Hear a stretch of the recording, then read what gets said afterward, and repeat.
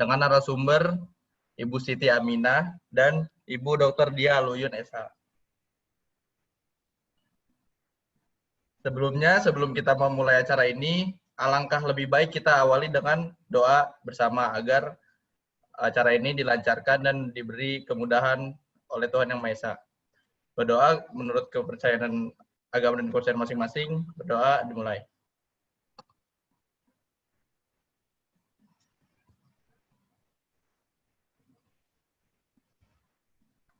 Selesai. Ya, sebelum kita memulai acara kita di siang hari ini yang penuh dengan semangat, sebelumnya saya mempersilahkan untuk Ketua Pelaksana memberikan sepatah dua kata untuk sambutannya. Pada Ketua Pelaksana, waktu dan tempat saya persilakan. Baik, terima kasih Fatur. Assalamualaikum warahmatullahi wabarakatuh. Waalaikumsalam warahmatullahi wabarakatuh. Shalom, Om Swastiastu, Namo Buddhaya. Selamat siang semuanya.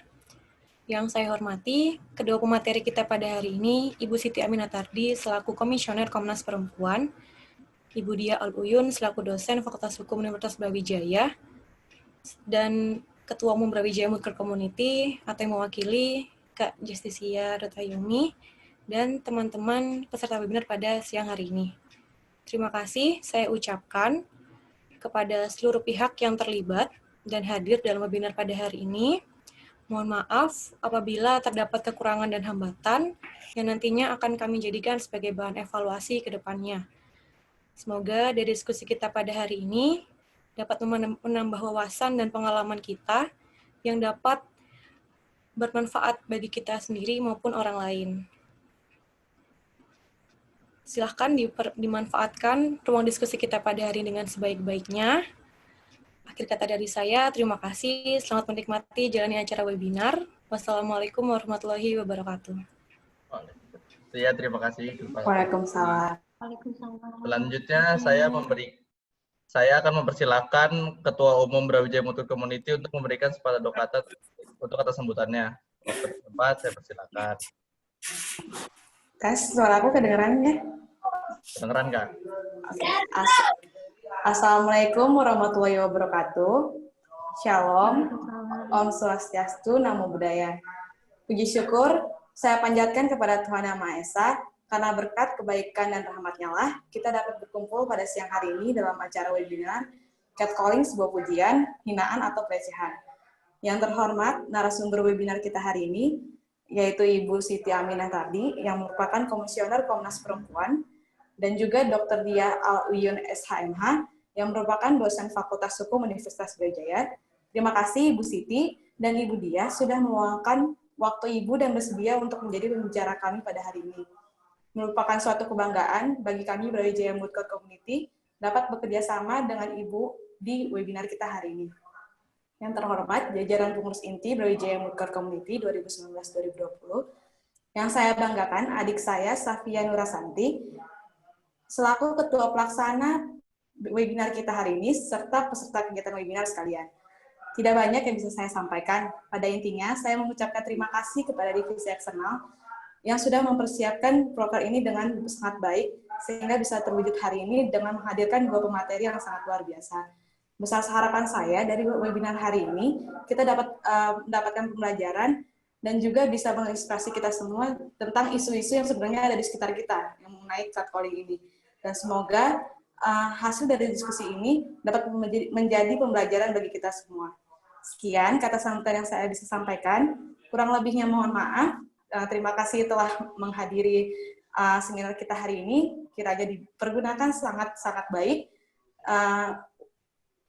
Sekian, wassalamualaikum warahmatullahi wabarakatuh. Brawijaya Mutker Community, salam peradilan semua, esok pasti lebih baik. Baik, terima kasih Kak Yana selaku Ketua Umum Brawijaya Mutker Community.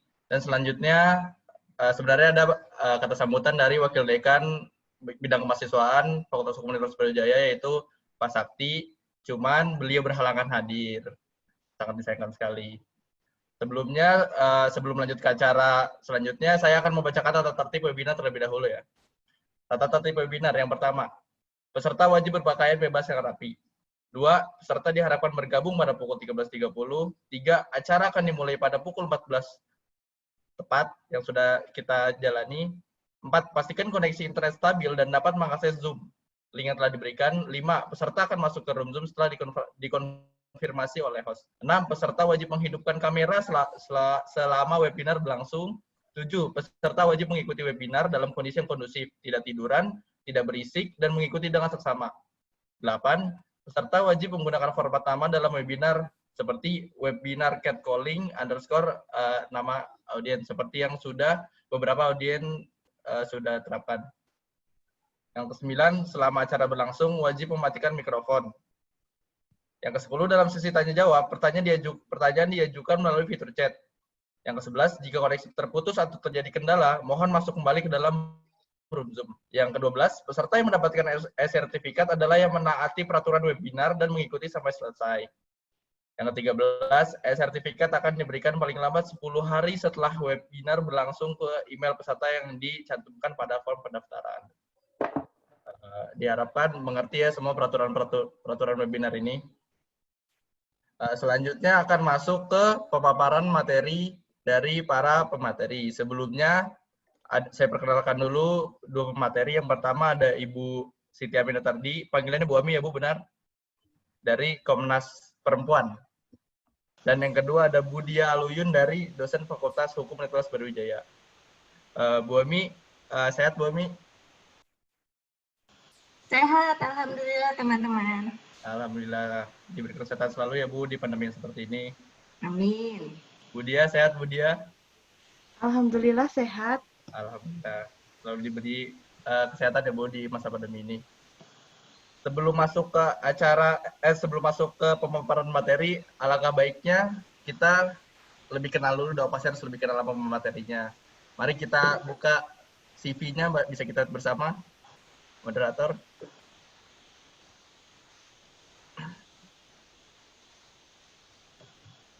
Moderator, saya minta share screen, moderator. Baik.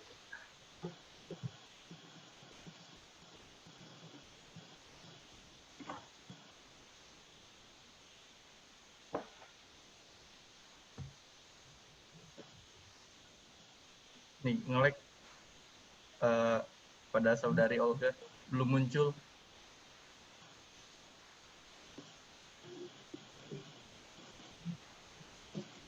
Saudari Olga. Mungkin ini mengalami kendala nih dari saudari Olga.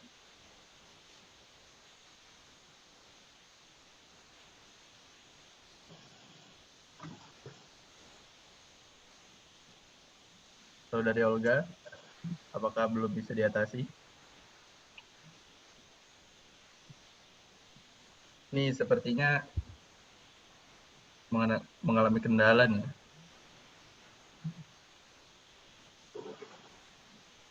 Gimana Olga, apakah sudah bisa?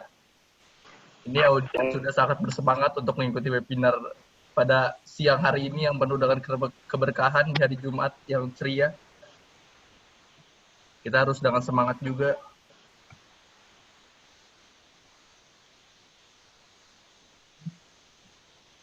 Mungkin sebelum ini nih, bisa dibacakan aja nih dari Olganya langsung CV-CV-nya.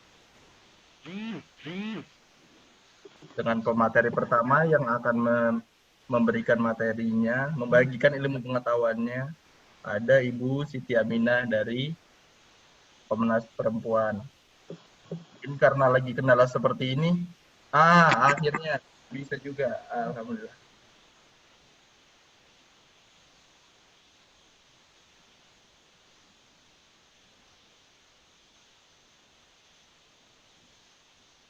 Mungkin bisa langsung saja kali ya, daripada kita membuang waktu karena waktu kita tidak banyak juga. Sembari mendengarkan nanti mungkin kita bisa dilihat CV dari Ibu Siti Aminatardi, Bu Ami. Bisa dilanjutkan ya. Baik, karena ada kendala di bagian share screen nih, di saudari Olga. Untuk Ibu Ami, waktu dan tempat saya persilakan untuk memaparkan materinya.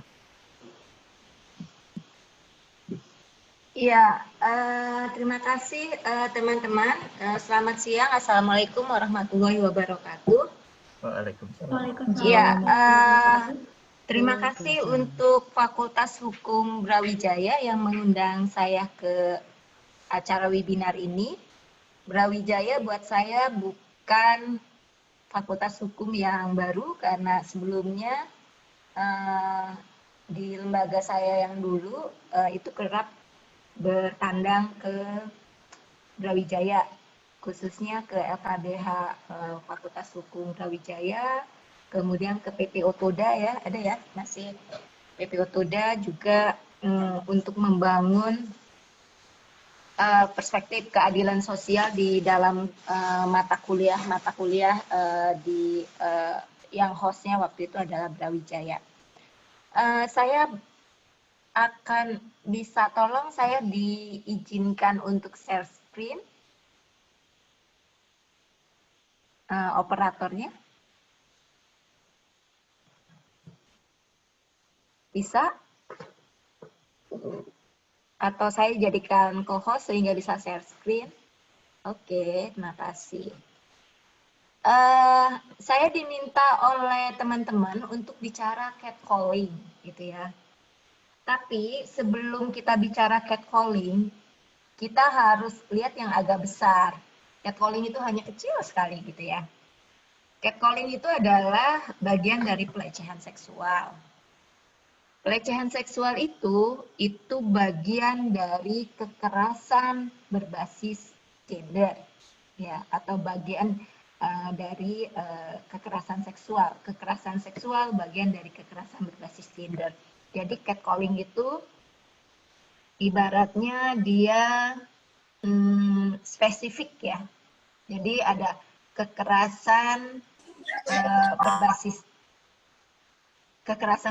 gender. Kekerasan berbasis gender itu adalah kekerasan yang ditujukan karena dia perempuan ya, atau mempengaruhi perempuan secara tidak proporsional. Di antaranya adalah kekerasan seksual.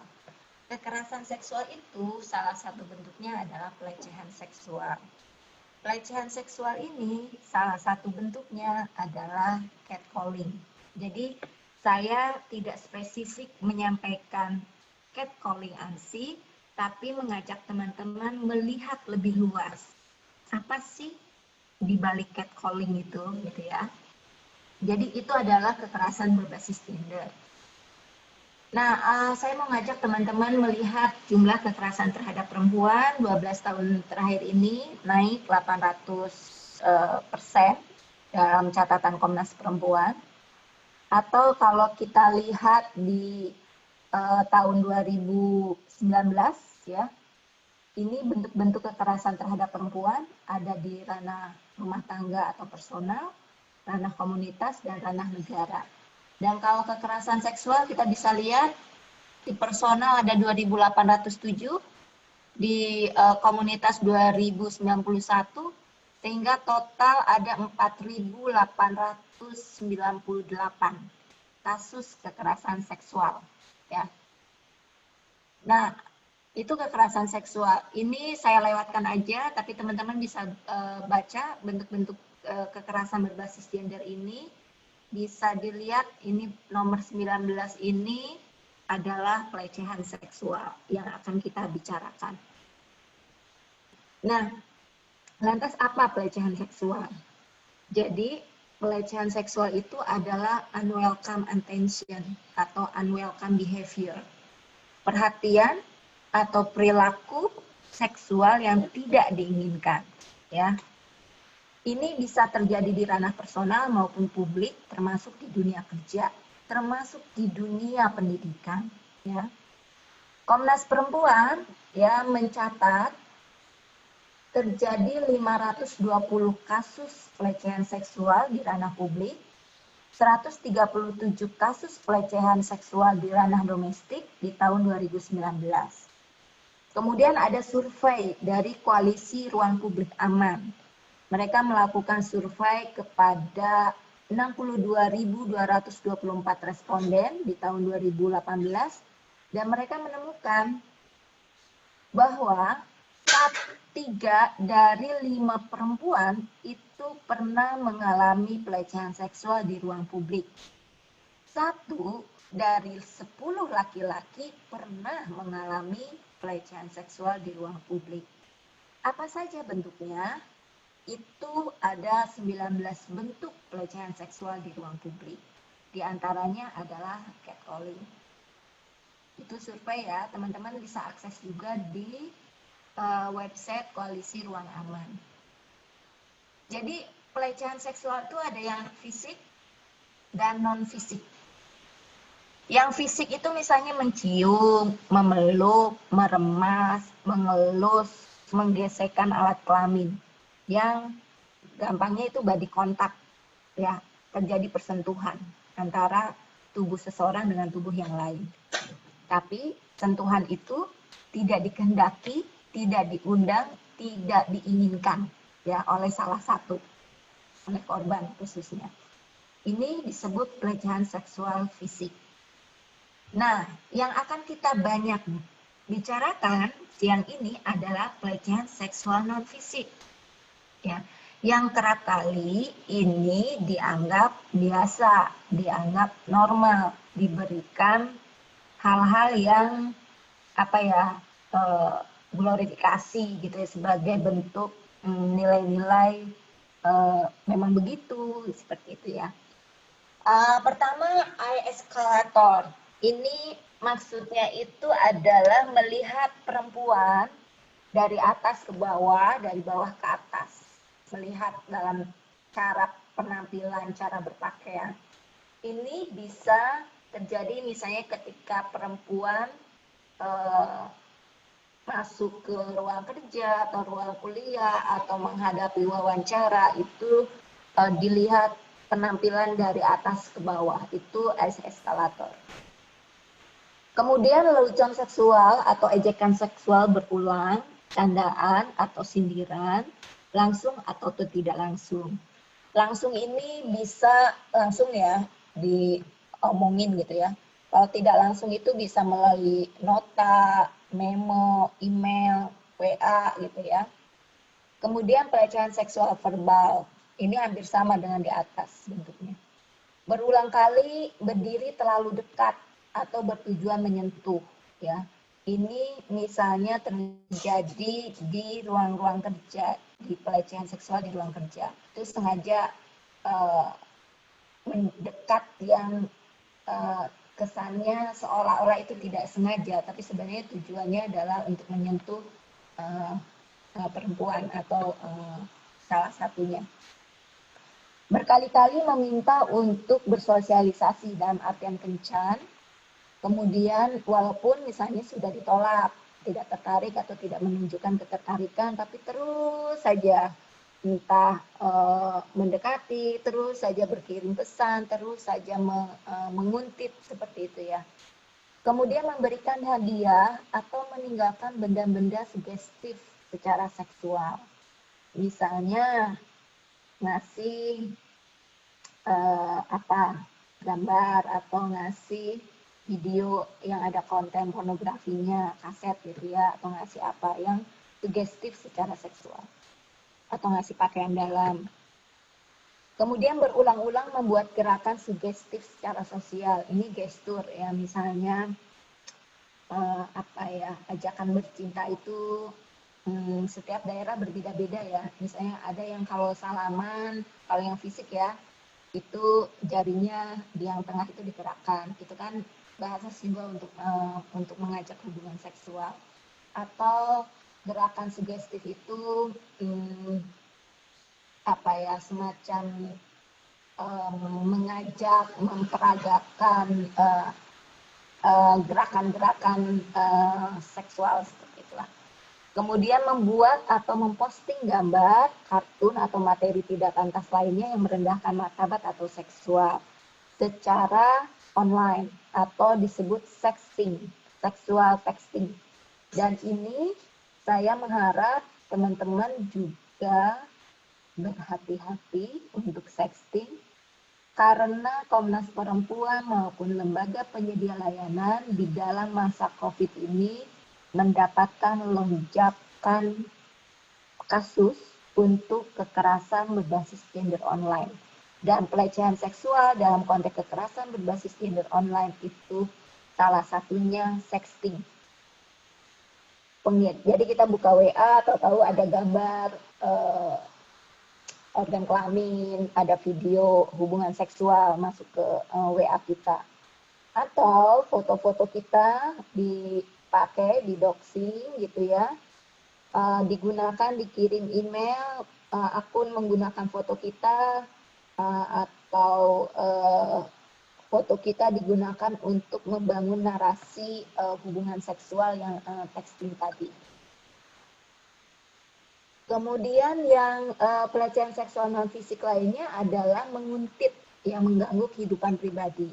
Tadi yang menguntit itu bisa dilakukan melalui dunia maya, stalking gitu ya. Jadi aktivitas kita itu diikutin terus, kita makan sama siapa, media sosial kita tuh diketahui gitu ya. Atau dalam nyata kita diikutin dari kampus ke tempat kos, dari tempat kos makan itu diikutin, yang levelnya sudah mengganggu. Kemudian eksibisionis, yaitu mempertunjukkan alat kelamin di muka umum atau menunjukkan menunjukkan alat kelamin atau melakukan onani di tempat umum, baik dilakukan secara nyata maupun dengan fasilitas teknologi. Nah, ini laporan ini banyak yang untuk eksibisionis yang dunia maya yang masuk ke kami di masa-masa pandemi ini, khususnya di masa pandemi. Kemudian ada panggilan, telepon, email seksual yang diterima terus-menerus. Mengucapkan kata-kata yang merendahkan atau membicarakan aktivitas seksual tidak kita inginkan, ya. Kemudian mengajak berhubungan seksual, tadi sebenarnya hampir sama. Kemudian konteks untuk dunia kerja, ada dua hal ini yang spesifik terjadi di lingkup kerja. Misalnya pekerjaan dan atau keputusan seseorang karyawan ya didasarkan kepada penerimaan orang itu terhadap layanan seksual, ya, atau misalnya disebutnya quid pro quo atau that for that gitu. Jadi karyawan dia akan mendapatkan reward, akan mendapatkan kenaikan pangkat, misalnya jika dia mau memenuhi keinginan seksual supervisornya atau atasannya. Atau dia tidak mendapatkan reward, dia tidak mendapatkan haknya, dia dipersulit karena dia menolak untuk melayani, ya. Itu spesifik terjadi diperuntukkan di dunia kerja karena itu menghambat perempuan untuk menduduki jabatan-jabatan lebih tinggi karena ada hambatan seperti itu. Termasuk adalah lingkungan kerja yang membiarkan adanya pelecehan seksual. Misalnya guyonan-guyonan yang seksis, kemudian ada pembiaran jika terjadi kekerasan seksual yang membangun ketidaknyamanan buat perempuan yang bekerja di situ untuk bekerja, sehingga otomatis itu mengganggu pekerjaan dan pada segi hasilnya tidak akan sama dengan karyawan atau staf yang laki-laki, karena yang staf laki-laki lebih cenderung lebih cenderung keberterimaannya ya. Nah, sementara yang perempuan akan lebih tersiksa dengan lingkungannya seperti itu. Otomatis pekerjaannya akan terhambat. Ketika pekerjaannya terhambat, dengan sendirinya prestasi kerjanya atau reward-nya akan tidak setara. Nah, lantas apa catcall? Catcalling ini juga disebut street harassment. Ini bentuk pelecehan seksual. Karena apa disebut dengan pelecehan seksual?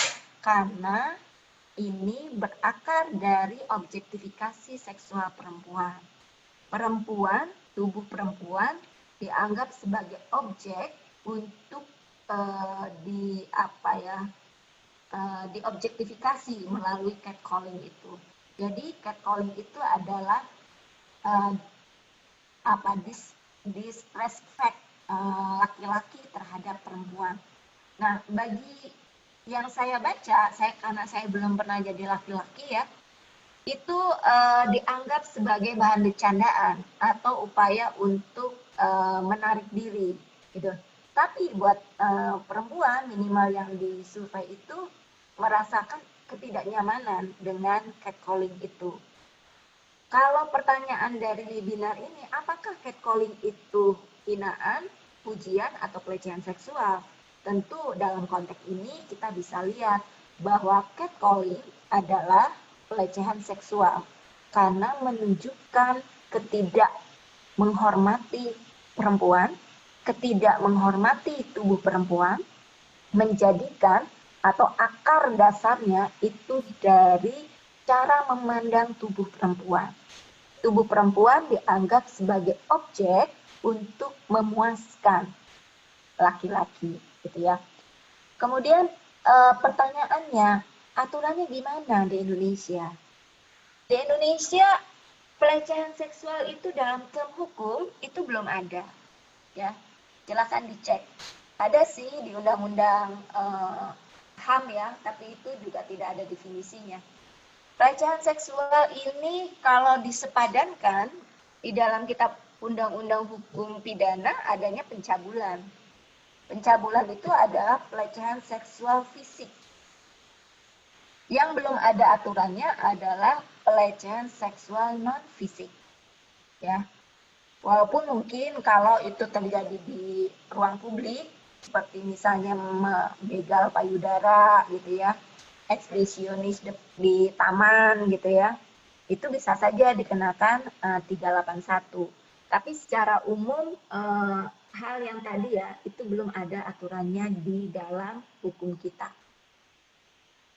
Terkait dengan kekerasan berbasis gender online, khususnya untuk pelecehan seksual, itu memang ada aturannya di Undang-Undang ITE, yaitu mendistribusikan. Ya.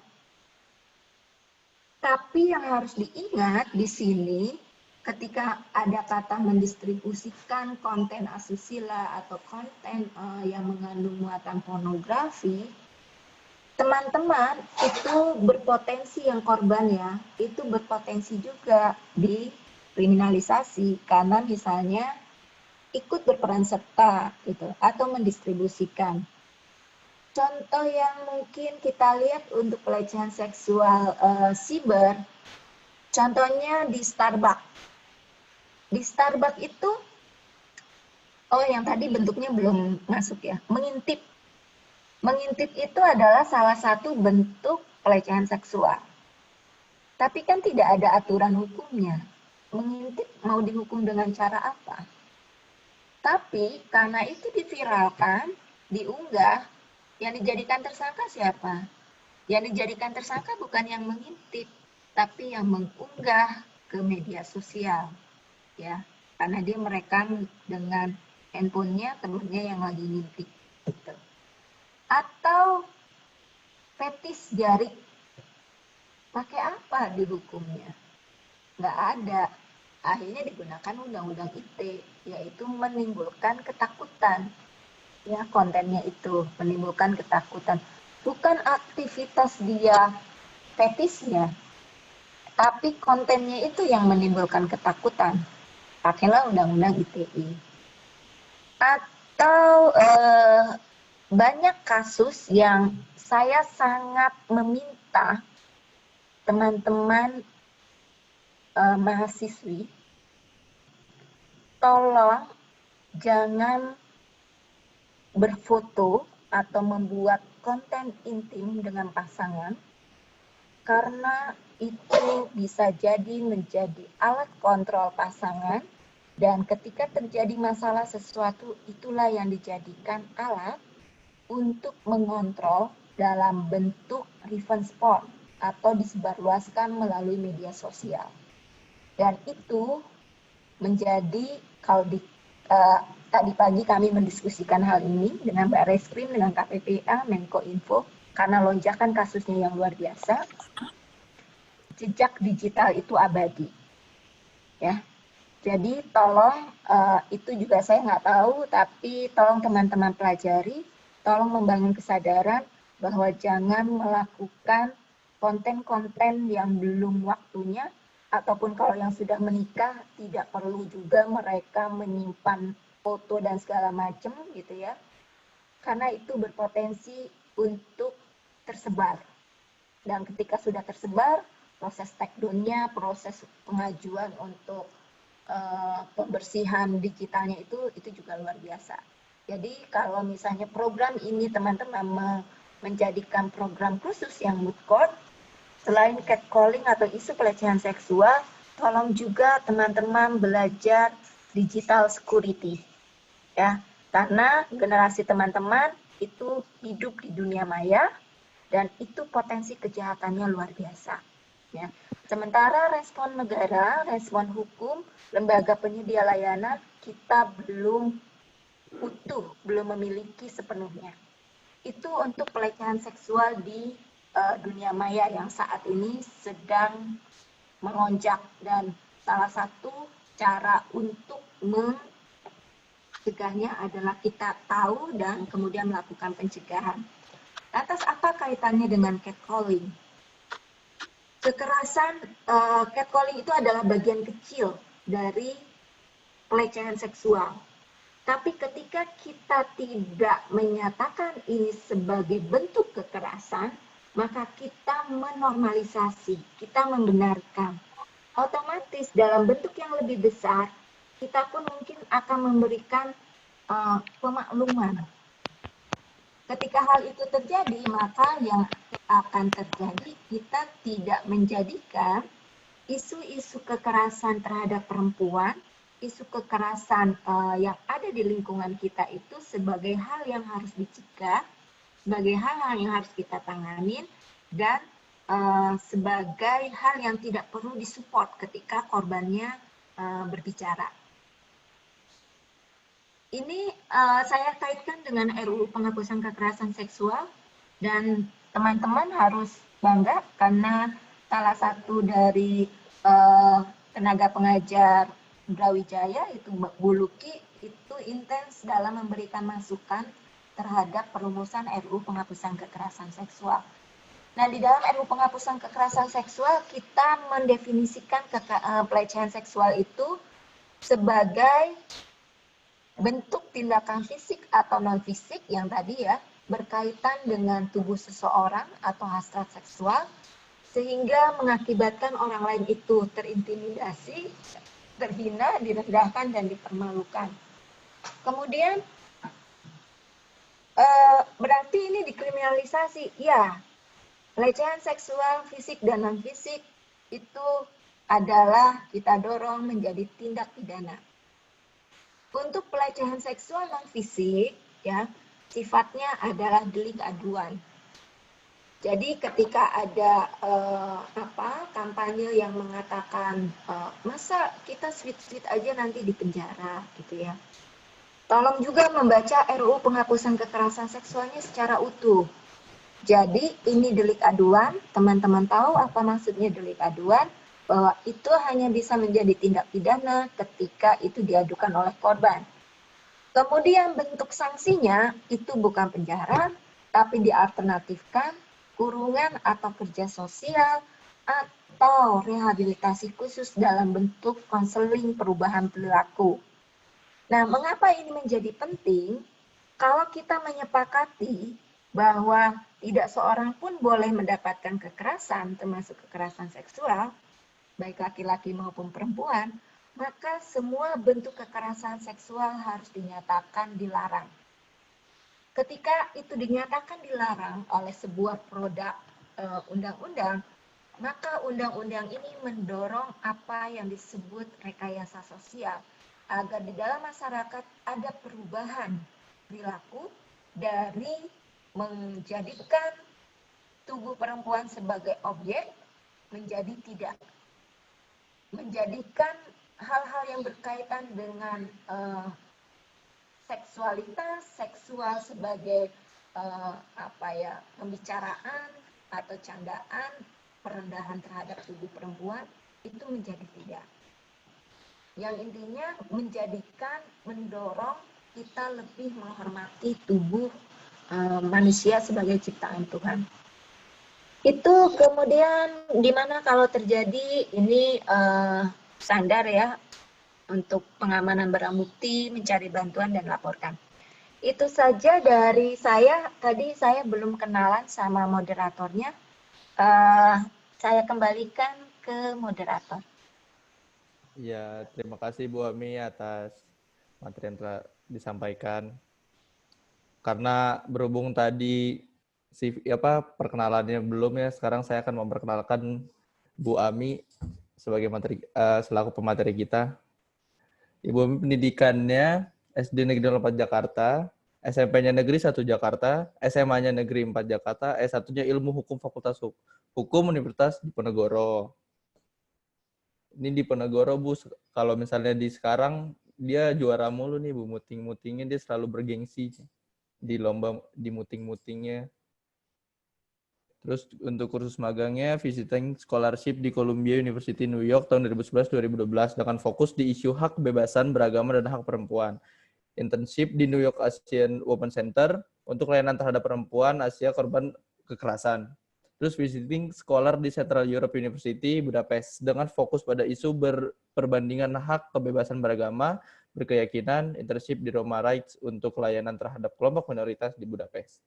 Terus selanjutnya kursus HAM diselenggarakan oleh Forum Asia.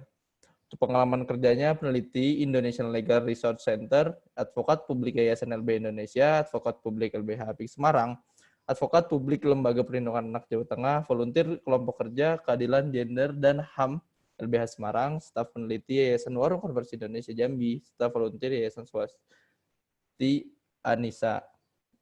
Dan masih banyak pengalaman organisasi, pengalaman penelitian dari Ibu Ami.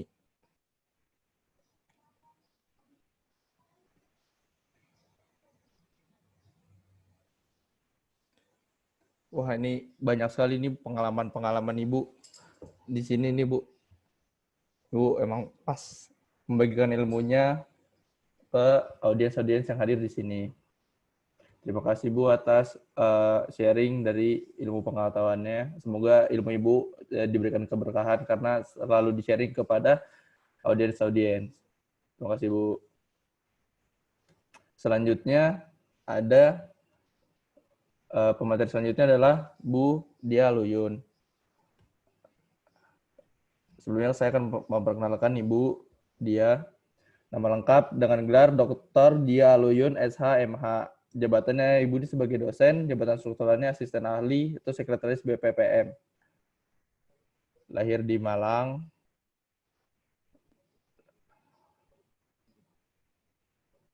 Kerja sebagai dosen Ibu, bisa dilihat audiens semuanya, CV dari Ibu Dia Luyun, selaku pemateri selanjutnya. Iya, baik. Selanjutnya kepada Ibu Dia Luyun, selaku pemateri selanjutnya, Ibu Dia, waktu dan tempat saya persilakan. Baiklah, Assalamualaikum warahmatullahi wabarakatuh. Saya mengucapkan salam untuk Ibu Siti Aminah, begitu. Sebenarnya seandainya berbicara, senang sekali, banyak sekali yang konsen begitu dengan isu-isu perempuan, dan Bu Aminah ini adalah salah satu pemantik gitu. Jadi jangan sampai kemudian diskusi ini nanti akan berhenti dalam diskusi saja. Jadi harus ada tindakan begitu, harus ada gerakan dari teman-teman untuk proses untuk perlindungan terhadap hak perempuan. Dan senang sekali memang banyak sekali begitu ya dari Brawijaya ini yang cawe-cawe tentang RUU KS. Makanya ketika bicara soal RUU KS kemarin senang sekali seandainya kita bisa banyak sharing tentang hal tersebut. RUU KS sendiri sebenarnya ya kalau mengenal Bu Luki barangkali ya, termasuk yang membantu drafter tadi Bu Aminah bilang begitu. Jadi jangan sampai mahasiswa-mahasiswa terutama Brawijaya ini kemudian ketinggalan isu-isunya. Bu Luki ini adalah ketua dari Pusat Pengembangan Hukum dan Gender Fakultas Hukum begitu ya, juga ada di WCC Dian Mutiara dan juga sebagai ketua BKBH. Oh iya, tadi dari yang CV saya, mohon maaf itu CV tahun kemarin begitu. Sekarang saya sudah tidak ada di BPPM lagi. Mungkin nanti supaya tidak menimbulkan mispersepsi. Baiklah, jadi bahasan saya itu simpel sebenarnya. Saya ingin hanya berkata bahwa catcalling penting nggak sih gitu, karena nanti kita akan bisa melihat perspektif itu dari segi laki-laki dan perempuan. Saya hanya ingin melengkapi apa yang disampaikan oleh Ibu Siti Aminah tadi dari Komnas Perempuan. Kebetulan Bu Siti Aminah ini juga satu geng begitu ya di Komnas Perempuan, barangkali dengan Bu Reti. Bu Reti juga dari Brawijaya, tapi beliau dari Fakultas Kedokteran. Nah, baiklah. Jadi catcalling tadi sudah jelas kalau dikatakan apakah itu pelecehan atau bukan, jawabannya ya jelas pelecehan. Nah, cuman pelecehannya apa? Ternyata dia nggak sekedar siul-siulan saja loh. Dia tidak sekedar tadi sudah main mata saja begitu. Bahkan ternyata catcalling ini juga melirik ya, atau ya sesuatu yang menimbulkan rasa tidak nyaman gitu. Loh Bu, gimana ini rasa tidak nyaman? Bagaimana kita mengukurnya begitu? Nanti kita akan bahas selanjutnya. Terus kenapa kok catcalling ini jadi masalah? Karena sebenarnya dia itu adalah pemicu. Tadi Bu Siti Aminah sempat sempat menyampaikan kalau pencabulan kita memang diatur dalam KUHP begitu ya. Tentang pencabulan itu ada, tapi bagaimana dengan percobaan pencabulan? Nah, itu tidak ada. Nah, pencabulan sendiri kita diikat lagi kalau dalam kasus-kasus kekerasan seksual begitu, ketika ada model-model kekerasan demikian, yang terjadi itu adalah harus ada pembuktian, yaitu visum et repertum, untuk menguatkan bahwa memang terjadi yang namanya kekerasan atau pelecehan yang dengan kalau kalian baca di KUHP-nya Susilo itu ya, itu jelas sekali disebutkan di dalamnya bahwa yang namanya pelecehan seksual itu dimaknai sebagai pencabulan itu tadi. Tapi nggak ada yang namanya percobaan pencabulan. Itu yang harus kita ketahui bersama. Oke, next. Nah, ini yang ingin saya tunjukkan bahwa sebenarnya pelaku dari catcalling itu sebenarnya juga tidak melulu tentang laki-laki atau laki-laki, perempuan, bukan tentang itu, tapi kita bisa melihat bahwa pelaku kelas atas itu ternyata juga melakukan catcalling dengan caranya tersendiri itu pada penyintas kelas atas. Bisa jadi penyintas kelas atas juga melakukan catcalling terhadap penyintas kelas menengah. Jadi kalau kita melihat di sini kondisinya itu memang sedikit agak berbeda, dan yang penting dari apa yang disampaikan oleh Bu Siti Aminah tadi adalah bahwa dengan adanya kepedulian negara, bukan kepedulian lagi tapi tanggung jawab negara, karena negara itu memiliki kewajiban untuk protect, respect, fulfill. Jadi punya kewajiban untuk menyelesaikan itu. Jadi pembiaran itu kalau di ICCPR ya, di dalam ECOSOC itu sudah jelas bahwa bentuk pembiaran itu adalah bentuk tidak maunya pemerintah untuk mengatur tentang atau peduli terhadap hak asasi manusia. Berarti secara otomatis hal itu adalah termasuk dalam pelanggaran hak asasi manusia. Artinya pemerintah melakukan pembiaran. Jadi gitu. Nah, di sini ada perspektif laki-laki nih, ada perspektif perempuan. Kalau dalam perspektif laki-laki ya perempuan itu as artificial gitu loh. Bahkan Bung Karno sendiri waktu Indonesia merdeka ya 1945 dalam pidatonya itu memandang perempuan sama dengan Aristoteles memandang perempuan ya, jadi seperti artifisial begitu. Perempuan itu indah begitu. Dan untuk mencapai keindahan itu kemudian akhirnya stigma tentang keindahan perempuan itulah yang harus menempel. Sering ya kita lihat di televisi begitu banyak sekali ada perempuan-perempuan itu harus punya kewajiban ya. Jadi dia harus bisa masak begitu. Padahal 90% chef di dunia ini adalah laki-laki gitu. Saya senang sekali di sini ketemu laki-laki dan perempuan. Biasanya diskusi-diskusi seperti ini yang menggulirkan perempuan. Tapi penting juga bahwa laki-laki ini juga memiliki peran begitu untuk memberikan atau memiliki peran untuk memajukan hak-hak perempuan.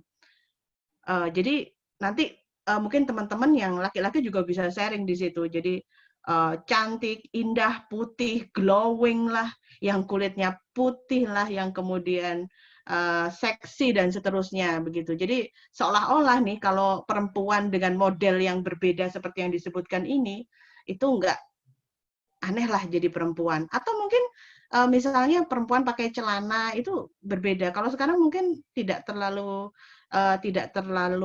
ini ya, tidak terlalu jadi masalah begitu. Tapi mungkin sekarang lebih kepada physically begitu tentang bagaimana kalau perempuan itu yang cantik itu ya mesti putih, yang mesti glowing ya, yang oke lah itu ya. Nah, itu bagi laki-laki barangkali tidak menimbulkan permasalahan, tapi bagi perempuan itu ternyata penelitian Rifka Anissa itu juga menyebutkan di dalamnya, jadi menimbulkan rasa ketidaknyamanan. Ada rasa takut, ada bingung, ada sedih gitu ya. Ada berpikir itu bukan sekedar sesuatu yang kita bisa memaknai itu positif, tapi kalau berpikir berulang-ulang terus, berarti itu adalah ada trauma yang menyebabkan kondisi yang pernah dia alami itu terulang lagi. Jadi misalnya dia dibilang gemuk gitu ya, dibilang ya saya tidak perlu mencontohkan itu ya karena berarti saya juga melakukan pelecehan. Tapi ya bagian-bagian itulah. Nah, kemudian itu akan menimbulkan sesuatu stigma dalam diri perempuan itu. Dan kemudian itu akan berulang lagi ketika terjadi hal yang sama, dia di catcalling dengan lingkungannya, dengan kondisi yang sama, dia jadi merasa nggak pede nih. Kenapa sih pantat saya bentuknya seperti ini gitu? Kenapa sih pipi saya tembem gitu ya karena sering dicolok itu, atau saya nggak pede nih pakai baju yang hijabnya terbuka atau gimana. Nah, itulah yang menyebabkan apa yang disebut secara psikologis itu disebut intuition ya.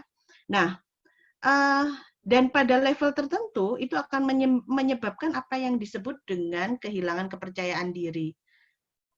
Jadi insecure gitu ya, tidak ada ini, dan buruknya lagi itu biasanya juga disertai dengan memaksakan diri untuk melakukan sesuatu di luar kehendak.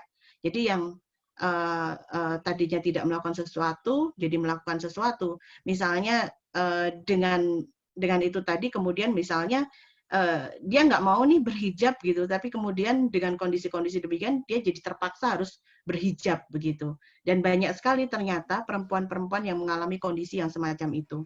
Nah, lanjut, saya akan skip ya. Tadi ada beberapa yang disampaikan oleh Bu Aminah yang menyebutkan tentang kasus kekerasan begitu. Kalau tadi dari linknya Komnas Perempuan, kalau ini saya ambilnya dari FPL ya, dari Forum Pengada Layanan, itu juga menyebutkan sama, ada peningkatan kasus yang signifikan.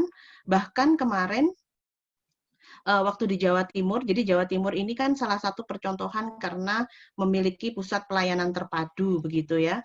Tapi ternyata tidak berarti bahwa kasus kekerasan yang ada di Jawa Timur ini ternyata sedikit begitu, tapi justru sangat banyak sekali. Bahkan kita bisa mencatat ya, ini nasional, setiap 3 jam itu 2 orang perempuan mengalami kekerasan seksual, dan peningkatannya dari yang tahun sebelumnya itu adalah 800% kalau kita lihat siaran pers Komnas Perempuan Maret 2020 kemarin itu 800%. Di lembaga saya sendiri, di lembaga kami sendiri ya, ada saya, ada Bu Sri Wahyuningsih, ada Bu Umu Hilmi, ada Bu Luki, begitu. Itu ada peningkatan sebesar 3 sampai 8. Jadi posisi COVID ini bukan berarti kemudian hilang kekerasan seksual termasuk pelecehan itu tadi hilang, tapi ternyata kemudian justru meningkat 3 sampai 8 kali. Nah, ini menjadi sesuatu yang menjadi keprihatinan begitu ya. Nah, kemudian selanjutnya tadi sudah diterangkan begitu ya, bahwa banyak sekali terutama yang berbasis cyber di sini yang kemudian menjadi permasalahan. Padahal Indonesia masih banyak tertinggal nih. Kemarin kan saya sempat mendatang ada konferensi begitu ya di UGM. Mungkin sambil next ya. Oke, mungkin sambil menunggu operatornya. Nah, selanjutnya. Nah, itu kita itu masih selanjutnya ya, tadi sudah diterangkan oleh Mbak Aminah. Nah, kita itu masih dalam posisi yang classical sexual violence, yang masih menuju ke cyber sexual violence. Jadi sebenarnya kita itu posisinya itu masih menuju ke cyber sexual violence. Tapi kita sendiri sudah mempraktekkan itu sangat luar biasa sekali tentang cyber sexual violence ini. Mungkin selanjutnya ya, secara internasional kita bisa melihat bahwa ternyata tentang cyber sexual violence ini sangat-sangat banyak sekali. Kita belum memikirkan tentang bagaimana kemudian kekerasan seksual itu kemudian berbasis avatar, quantum computing, atau misalnya dengan melibatkan drones, intelligent robot, dan sebagainya. Karena kemarin seperti salah satu kasus kekerasan, dan itu sudah terjadi begitu ya, di Kota Malang, itu ada yang penyintas yang kemudian dia mengirim gambar begitu, sebenarnya gambar diam ya, gambar diam begitu, tapi kemudian dari kamera operator itu kemudian dia bisa dia bisa men-scroll itu sehingga kemudian terlihatlah bentuk tubuh dan seterusnya. Dan itu terjadi. Dan itu disebar ke teman-temannya di salah satu universitas di Malang begitu. Dan itu sempat stres sekali, dan seperti yang dikatakan Bu Aminah tadi, kalau jejak digital memang tidak bisa dihapus, dan itu benar-benar sulit untuk menghapusnya, dan yang bisa dilakukan adalah kemudian mengamankan korban ini, penyintas ini, bagaimana kemudian penyintas tidak mendapatkan dampak tambahan. Karena kejahatan yang dilakukan ini bentuknya sistemik ya, jadi setelah seperti ini, setelah disebarkan, kemudian dia akan menagih lagi. Jadi menagihnya nggak ketemu loh. Menagihnya, kamu harus tunjukkan lagi nih, gitu. Kalau sudah tunjukkan, kemudian modusnya ada lagi. Setelah tunjukkan, tolong kamu praktekkan ini. Jadi di guidance, gitu ya. Kalau sudah seperti itu, tolong kamu praktekkan ini sendiri, begitu ya. Jadi onani dan seterusnya. Tolong kamu praktekkan masturbasi dan seterusnya. Kemudian meningkat sampai tolong kamu praktekkan ini dengan si A, si B, si C, hingga kemudian dipraktekkan itu dengan orang asing begitu ya. Jadi ini permasalahan-permasalahan yang sangat krusial tentang kekerasan seksual itu sendiri. Nah, sebenarnya penyintas ini memiliki hak. Tadi saya mengutip dari RUU kekerasan seksual yang sebenarnya urgent untuk segera digetok gitu ya. Saya ingat sekali pada tahun lalu begitu dikabari oleh Bu Luki bahwa ini insya Allah nanti akan didok nih di tahun 2019 begitu ya. Kita sudah prepare dan segala macam gitu, karena banyak sekali kasus-kasus yang pending menunggu penyelesaian memang dari RUU kekerasan seksual itu begitu didok menjadi undang-undang. Tapi ya seperti itulah janjinya begitu ya. Janji DPR kita, janji janji pemerintah kita begitu. Sedih rasanya melihat bahwa kemudian RUU itu tidak jadi didok menjadi undang-undang. Karena banyak yang menunggu, terutama di pembuktian. Jadi banyak sekali kasus kekerasan yang terhenti. mohon maaf saya nggak bicara tentang catcalling ya, tapi beberapa kasus karena yang catcalling ini belum kalau di Malang awalnya memang ada begitu, tapi kalau dari beberapa paparan lebih banyak yang ke kekerasan seksualnya. Salah satu contoh misalnya kekerasan seksual begitu yang terjadi pada salah satu anak SD yang ada di penyintas adalah anak SD yang ada di Kota Malang, itu sampai sekarang belum selesai. Dan itu masih di kepolisian. Lagi-lagi permasalahannya adalah tentang barang bukti ya. Kebetulan jadi barang buktinya itu ya masih dipermasalahkan begitu, dan juga tentang pemberlakuan pasalnya. Nah, yang menarik adalah memang untuk penyintas itu, mungkin bisa lanjut ya ke slide keberapa ini, 10 ya. Penyintas seksual itu karena tidak ada regulasi begitu, kemudian penyintas itu benar sekali sering sekali malah jadi pelaku. Mungkin kita bisa ingat kasusnya Baik Nuril, waktu itu teman-teman sempat bikin amicus curiae begitu bareng-bareng untuk kemudian mendorong kasusnya Baik Nuril ini untuk mendapatkan grasi ya, jadi kerjasama dari banyak pihak. Nah, sebenarnya Baik Nuril itu juga mengalami yang namanya pelecehan seksual. Jadi dia double begitu ya, mengalami kekerasannya. Dia itu adalah pegawai honorer, bukan pegawai honorer, pegawai pembantu honorer di sebuah sekolah. Jadi kalian bisa bayangkan hubungan relasi kuasa antara guru dan kepala sekolah itu kan koordinatif ya, atas bawah. Belum lagi kemudian honorer dan PNS itu atas bawah juga. Kemudian belum lagi pembantu honorer, nah itu ya. Jadi dia posisinya memang di bawah sekali, ya posisinya memang dalam relasi kuasa yang rendah.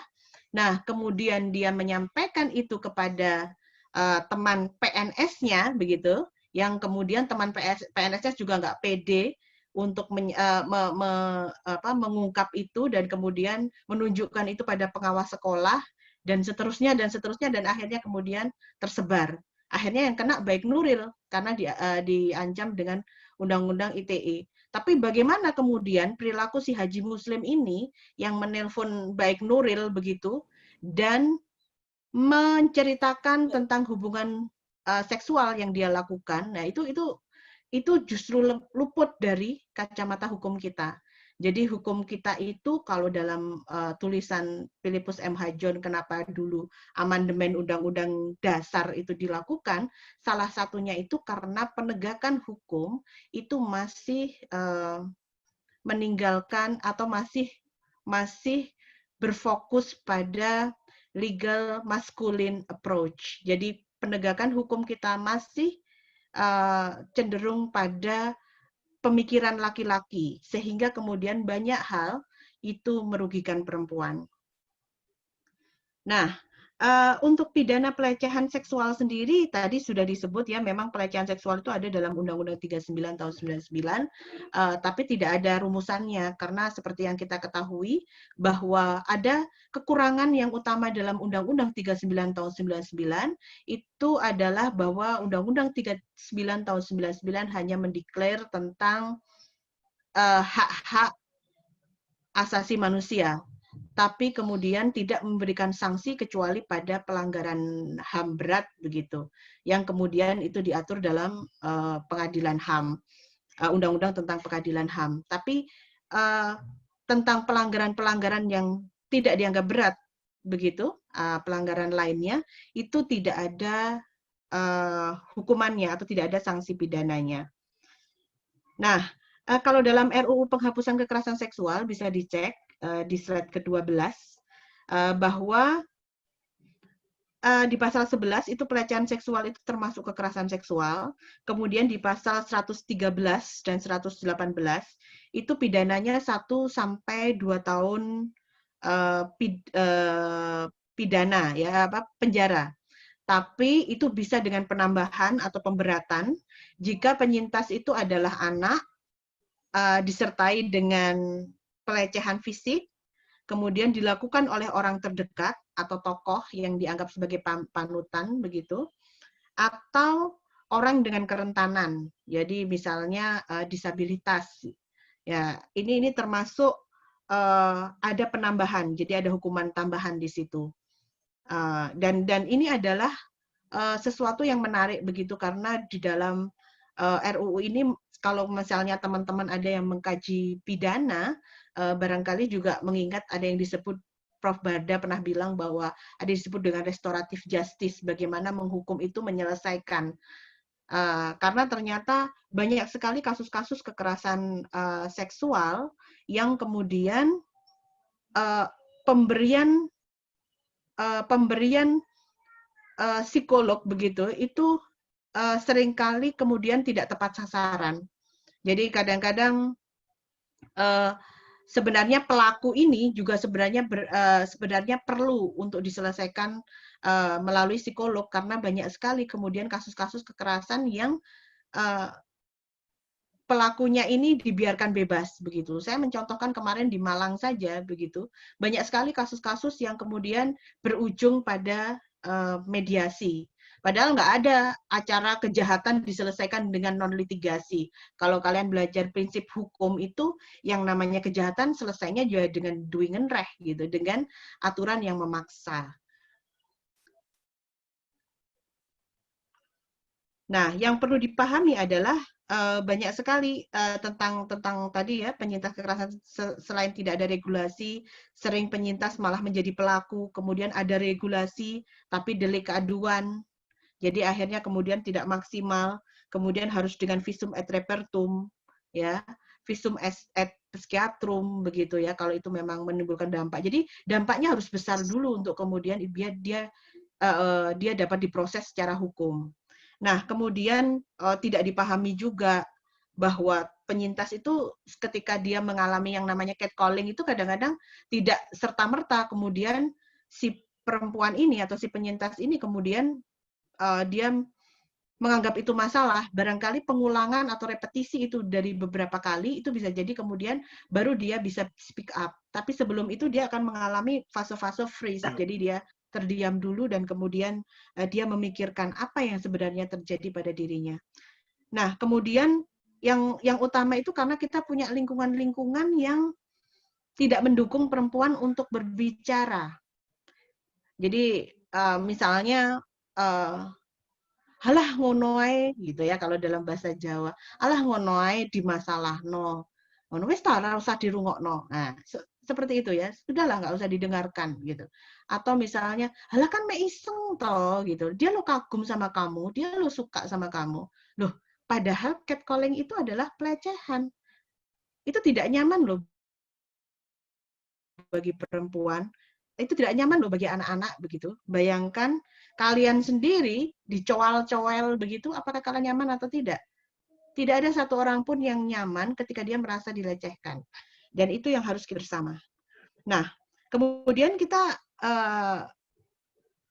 bisa melihat begitu di beberapa negara itu sudah mempraktekkan memberikan hukuman begitu untuk catcalling itu sendiri. Belanda itu memberikan kalau kita baca di slide 13 gitu barangkali.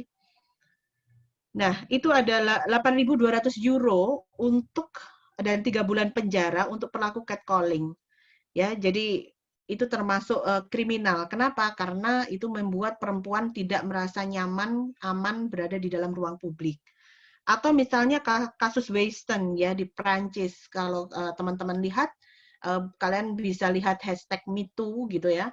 Kemudian dilihat di situ ternyata ada masalah-masalah ini. Bahwa kemudian dia mempublish mantan-mantan dan seterusnya begitu ya. Dan apa kegiatan yang ada di sana sehingga kemudian perempuan-perempuan itu merasa penyintas merasa terlecehkan dengan kondisi demikian. Atau misalnya di Amerika begitu di Houston misalnya ada yang melirik begitu, dan kemudian karena di sana kan sistem hukumnya berbeda dengan kita begitu. Kemudian di pengadilan Houston itu kemudian orang-orang ini dipidana beberapa hari di dalam penjara begitu, dan itu menjadi jurisprudensi bagi kasus-kasus selanjutnya. Dan ini menarik sekali untuk dikaji untuk teman-teman moot court ya. Kemudian yang urgensi adalah, dan terakhir ya, mungkin saya sampaikan, kenapa catcalling ini menjadi sesuatu yang urgent? Karena itu akan menghentikan atau akan membantu untuk mensosialisasikan atau menghentikan budaya patriarki yang ada di negara kita atau yang ada di Indonesia. Karena apa? Catcalling ini dalam penelitian-penelitian, ada salah satu buku punyanya Holy Curl ya, jadi 2015 teman-teman bisa cek begitu, karena sekarang media kan luar biasa ya, buku-buku atau ini yang bisa teman-teman akses. Salah satunya itu adalah mentargetkan setiap hari kekerasan di jalanan. Jadi street harassment itu terjadi karena catcalling ini. Ya, jadi kita tidak bisa meremehkan catcalling ini sebagai sesuatu yang tidak penting, karena ternyata itu yang membuat terjadi atau tingginya street harassment, begal payudara, ya, dan seterusnya. Nah, dan yang tadi saya sampaikan bahwa ini juga berimplikasi sangat luar biasa bagi perempuan. Efeknya tidak sederhana, dan itu bisa jadi repetisi bagi perempuan itu, baru pada kali keberapa kemudian muncul dampaknya. Dan secara psikologis, baik perempuan itu menyadari atau tidak, dia sudah sakit, begitu ya. Dan yang ketiga adalah hak untuk keamanan dan kenyamanan. Jadi setiap orang berhak untuk keamanan dan kenyamanan. So, jadi kalau kalian nggak pengen,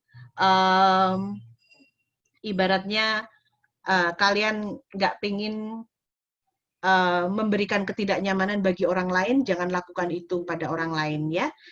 Sekian dari saya, terima kasih. Assalamualaikum warahmatullahi wabarakatuh.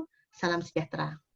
Waalaikumsalam warahmatullahi wabarakatuh. Terima kasih Bu Dia atas materi yang sudah disampaikan kepada audiens-audiens di siang menuju sore hari ini yang sangat cerah dan bersemangat. Baik, selanjutnya kita akan masuk ke sesi tanya jawab. Ini materinya menarik sekali nih kayaknya nih. Sangat happening di masa-masa kayak gini nih. Sampai banyak yang nanya dan pertanyaannya semuanya bagus-bagus. Karena pertanyaannya terlalu banyak dan kita ada keterbatasan waktu. Mungkin saya akan buka 5 pertanyaan dulu. Jadi jika sempat nanti saya akan buka pertanyaan kembali. Saya akan memilih yang pertama, ada dari Audrey Tania. Selamat siang, saya izin bertanya. Batasan seperti apa antara memberikan sebuah pujian kepada seseorang dengan melakukan catcalling kepada seseorang? Karena terkadang seseorang dengan niatan memberikan pujian malah terucap menjadi sebuah catcalling. Terima kasih. Mungkin karena tidak tercantum untuk menanyakan ke ibu siapa, mungkin bisa Ibu Ami atau Ibu Dia menjawab pertanyaan ini.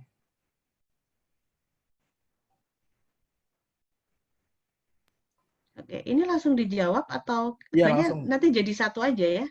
Karena bisa jadi itu ada yang beberapa agak mirip. Karena sebelumnya udah dipilihin juga, Bu. Jadi ini langsung dijawab aja. Oke, Bu Ami atau saya? Oke. Silakan Bu. Ibu dulu atau saya dulu? Baiklah. Kalau saya sih sudah baca nih yang di grup chat ya.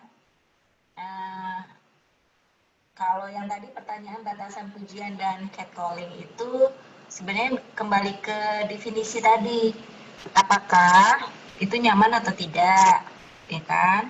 Merasa direndahkan atau tidak. Itu batasannya itu. Itu kan kemudian memang menjadi subjektif. Kesubjektifan itu tergantung pada tingkat kesadaran setiap orang. Ya, sensitivitas saya dengan Bu Bu siapa? Dan dengan yang lain mungkin Ya, begitu. Bu.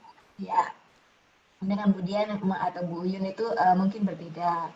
Nah, terus pertanyaannya kenapa sih ada perbedaan gitu? Karena bagaimanapun baik laki-laki maupun perempuan kita dididik dengan sistem patriarki, di mana laki-laki lebih mendapatkan privilege, lebih diprioritaskan, sehingga kadang baik perempuan maupun laki-laki menganggap itu bukan sebuah serangan terhadap tubuh atau bukan pelecehan seksual, karena menganggap itu hal yang normal di dalam masyarakat. Nah, itu juga terkait, itu diadopsi juga sama perempuan. Sehingga ketika perempuan memiliki kuasa, ya, itu juga melakukan pelecehan seksual. Itu ada pertanyaan di chat. Jadi, sebenarnya pelecehan seksual, catcalling itu karena ada relasi kuasa. Laki-laki oleh masyarakat ditempatkan sebagai lebih superioritas, lebih memiliki privilege. Kemudian dibangun nilai-nilai maskulinitas. Nilai-nilai kalau laki-laki itu harus aktif, laki-laki itu harus mendahului, perempuan sebaliknya. Demikian ya. Itu kan diadop. Sehingga kemudian baik laki-laki maupun perempuan mengamini itu nilai itu. Termasuk dalam hal relasi laki-laki dan perempuan. Ketika perempuan memiliki power yang lebih, memiliki kontrol gitu ya, dia bisa juga melakukan hal yang sama terhadap laki-laki. Contohnya kalau yang ditanyakan di chat dan saya balas dengan artikel yang pernah saya tulis, misalnya ketika Jojo itu buka baju gitu ya, itu kan perempuan di netizen itu juga luar biasa ya harassment-nya ya sebenarnya gitu. Termasuk misalnya ada pangeran dari Brunei gitu ya, itu yang dilihat adalah tubuhnya, laki-laki dijadikan objek. Nah, mengapa? Karena perempuan juga mengadopsi nilai-nilai maskulinitas tadi. Saya sepakat dengan Bu Uyun, kalau kita tidak menginginkan kita dijadikan objek, dijadikan pelecehan, ya kita juga tidak melakukan itu. Kemudian pertanyaannya kalau PDKT gimana? Saya pikir kalau kita PDKT ya yang penuh respect dengan menghormati pasangan atau calon pasangan kita, tidak dengan cara demikian. Itu sih kalau pertanyaan saya batasan pujian dengan catcalling. Saya menambahkan ya dari yang disampaikan Bu Ami. Jadi saya ya ini banyak sekali pertanyaan dan yang sebenarnya ingin saya sampaikan itu adalah bahwa yang namanya catcalling itu jelas-jelas itu adalah sebuah pelecehan. Jadi tapi ketika apa bedanya? Yang utama itu adalah pada tujuannya adalah untuk seksual, begitu ya. Jadi tujuannya itu adalah pada keseksualan itu, begitu. Jadi tujuannya adalah pada seksualitas itu sendiri. Jadi kenapa dia catcalling ini dianggap sebagai sebuah kekerasan seksual. Jadi dia bentuknya bisa fisik, bisa non fisik. Kemudian kalau memberikan pujian itu selalu dengan tujuan apakah itu menyamankan atau tidak, begitu ya. Jadi kalau itu memang tidak menimbulkan kenyamanan, kenapa kemudian pujian itu dilontarkan? Apalagi karena berbeda sekali ya, pujian itu membuat kadang jadi dalam relasi itu sebenarnya kita tidak perlu melihat hello, kenapa rambutmu hari ini berwarna biru, begitu. Oh, kenapa itu? Itu sebenarnya sesuatu yang bersifat privat bagi perempuan atau bersifat sesuatu yang sebenarnya ya itu bukan hal yang sebenarnya perlu dibahas gitu. Sebenarnya ayolah kita itu jangan jadi republik nyinyir gitu ya. Jadi ada orang pakai stick warna pink, kita kok pink sih gitu ya. Atau misalnya ya sudahlah, lepaslah yang hal-hal seperti itu begitu loh. Lebih produktif dalam hidup ini, kita lebih fokus pada hal-hal yang memang substansial bisa membangun diri kita begitu. Ketika bertemu dengan rekan, wah menarik ya, ini ada isu seperti ini, seperti ini. Jadi kita akan berhenti untuk melihat seseorang itu dari fisik, dari sesuatu yang sifatnya pribadi begitu. Jadi kita melihat orang itu ya benar-benar manusia, dihargai secara kemanusiaannya gitu. Karena jadi aneh gitu ketika laki-laki berbicara, itu jadi nggak aneh. Tapi kamu kemudian ketika perempuan yang berbicara, kok pakai high heel ya, kok roknya pendek banget ya gitu ya. Oh, jadi semua bisa jadi bahasan begitu. Itu yang kemudian kalau kita ingat zaman dulu itu kita bilangnya itu ya perempuan itu artifisial, padahal nggak kayak gitu. Itu dalam perspektif laki-laki. Kita nggak perlu memaksakan, hello, kalau seandainya kita webinar kemudian pakai daster, ada masalah apa gitu ya. Ketika kemudian laki-laki juga dia bebas untuk mencitrakan dirinya, ada apa gitu loh. Perempuan selalu dipaksa untuk kemudian mencitrakan dirinya, kemudian menggunakan hal-hal yang menurut pandangan laki-laki itu nyaman. Tapi kalian pernah mikir nggak, karena di sini banyak perempuan ya, pernah mikir nggak, pakaian itu sebenarnya nyaman nggak sih buat kalian?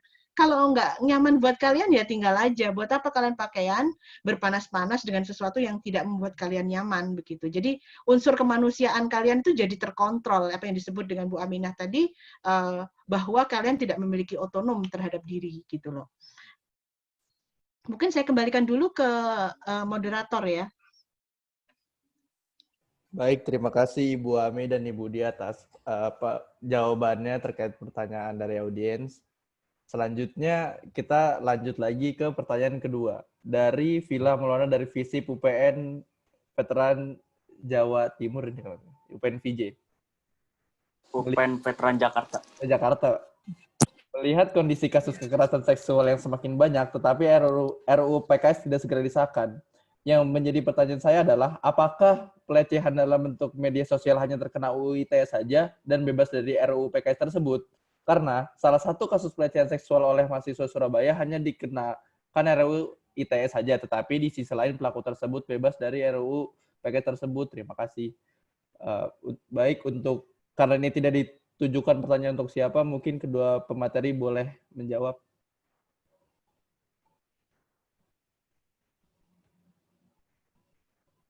Maaf Bu Ami, sebelumnya masih di mute Bu. Ya, terima kasih untuk pertanyaannya. Kalau RUU memang belum bisa diterapkan, ya. Jadi kalau untuk pelecehan seksual non fisik, ya, memang belum bisa dipidana. Tadi saya contohkan Starbucks, fetis, swinger, ya. Untuk pelecehan seksualnya enggak, tapi ketika itu didistribusikan, ditransmisikan, itu kenanya undang-undang ITE, ya. Sementara, misalnya contohnya tadi nih ada kasus penyebarluasan itu, misalnya perempuan mengirim texting ke pacarnya, itu kadang itu bukan atas kesadaran, bukan atas konsen perempuan atau korban, ya, tapi dipaksa, misalnya gitu ya. Itu berpotensi yang tadi korban bisa menjadi pelaku. Kalau yang di kasus Surabaya saya kurang jelas kasusnya yang mana, tapi memang saat ini ketika pelecehan seksual itu didistribusikan dan ditransmisikan, penggunaan pasalnya hanya merujuk ke pasal 27 ayat 1 Undang-Undang ITE, gitu ya. Karena bentuk-bentuk ini belum dikenali dalam sistem hukum kita, khususnya non-fisik. Mau pakai yang mana? Karena pencabulan pengertiannya adalah fisik. Maya itu kan nggak ada, non-fisik gitu ya. Itu jadi kalau RUU PKS memang belum bisa diterapkan karena belum disahkan. Nah, itu kemudian tadi juga ada yang pertanyaan terkait dengan di media sosial itu. Kalau misalnya dipaksa ya, saya hanya ingin nyontohkan gini yang mungkin sering terjadi di dunia teman-teman ya. Ketika kita berfoto lah atau memiliki foto atau video intim dengan pacar, itu konsensual nggak ketika bikin itu? Ya, konsensual gitu ya. Terus kita putusin, kebanyakan ya putusin ke cowoknya gitu kan. Cowoknya nggak terima, gue nggak mau diputusin, gue pengen bareng lo gitu kan. Kalau pertama ngancam, kalau kamu nggak mau balik sama aku, gue sebar. Sebar ini tujuannya agar dia balik lagi. Nah, kemudian perempuan nih, karena nggak mau dong tersebar, karena itu menjadi jejak digital, apalagi kemudian diketahui orang tua, diketahui kampus, gitu ya, nanti kalau kerja orang klik nama dia keluar, gitu ya. Itu akhirnya itu menjadi alat. Ya. Itu juga terjadi di dalam relasi rumah tangga. Tapi yang harus diingat lagi, ketika itu tersebar, pelaku itu istilahnya termultifikasi. Mungkin oleh mantan pacar disebar nih. Tapi di dunia internet itu istilahnya ada pengepul. Dia mengambilin foto-foto kita, konten-konten kita gitu ya. Ada akun yang pengepul. Nah, akun ini sindikat. Dia akan sebarkan lagi kemana? Itu dijual. Itu loh. Karena itu sebenarnya pendidikan literasi itu menjadi penting. Ketika mengunggah, posisi misalnya orang dipaksa untuk mengunggah sexting misalnya, ayo dong buka baju kamu, aku kan suami kamu gitu ya. Itu dalam kondisi relasi kuasa gitu ya. Atau anak-anak, sekarang banyak anak-anak yang menjadi korban KBGS. Karena mereka tahu handphone, tapi mereka nggak tahu bahayanya, potensinya di situ. Anak-anak nggak bisa konsen. Termasuk misalnya ketika membuka baju, menirukan adegan, mereka nggak bisa konsen. Mereka nggak tahu apa yang terjadi dengan fotonya, videonya yang ada masuk ke dunia maya. Nah, itu yang harus diperhatikan. Dan di chat itu bilang ada yang tanya, kalau dia maksa terus nggak ngasih, tapi ketika ketemu dia melakukan pelecehan seksual fisik. Apakah itu bisa diadukan? Ya, itu bisa diadukan dengan pencabulan, ya, ketika itu terjadi serangan fisik. Itu sih teman-teman, kalau yang di Surabaya, kalau RUU sifatnya belum bisa diterapkan. Kalau sudah undang-undang baru bisa diterapkan. Makanya penting ya, Bu Ami, untuk semua orang itu harus mendukung gitu. Jadi jangan percaya nih pada bilang bahwa yang RUU penghapusan kekerasan seksual itu maunya melegalkan apalah itu ya, yang disebar-sebar begitu ya. Karena tidak demikian. Coba cermati naskah akademiknya, kan mahasiswa hukum banyak di sini ya. Coba cermati naskah akademiknya dan itu terpublish luas begitu. Itu dikeluarkan oleh 400 lebih forum pengada layanan seluruh Indonesia. Jadi bisa kalian bayangkan siapa forum pengada layanan itu adalah orang-orang yang bersentuhan langsung dengan para korban-korban yang ada di seluruh Indonesia. Jadi teman-teman harus baca itu sehingga nggak ada alasan bahwa RUU KS itu tidak penting. Termasuk ya harus gagalkan juga Omnibus Law gitu, karena itu juga menghancurkan hak-hak perempuan. Oke, saya menambahkan juga dari yang disampaikan oleh Bu Ami tadi, bahwa kalau tentang stiker-stiker dan sebagainya, menurut saya seperti tadi saya sampaikan bahwa sebenarnya urusan seksualitas itu memang sesuatu yang itu pribadi, tapi tidak kemudian itu diumbar dalam ruang publik. Jadi sebisa mungkin jangan lakukan itu, dan terutama untuk perempuan jangan pernah mengirim memang begitu, karena di Malang itu kekerasan oleh mantan gitu ya. Kekerasan mantan itu sangat luar biasa banyaknya.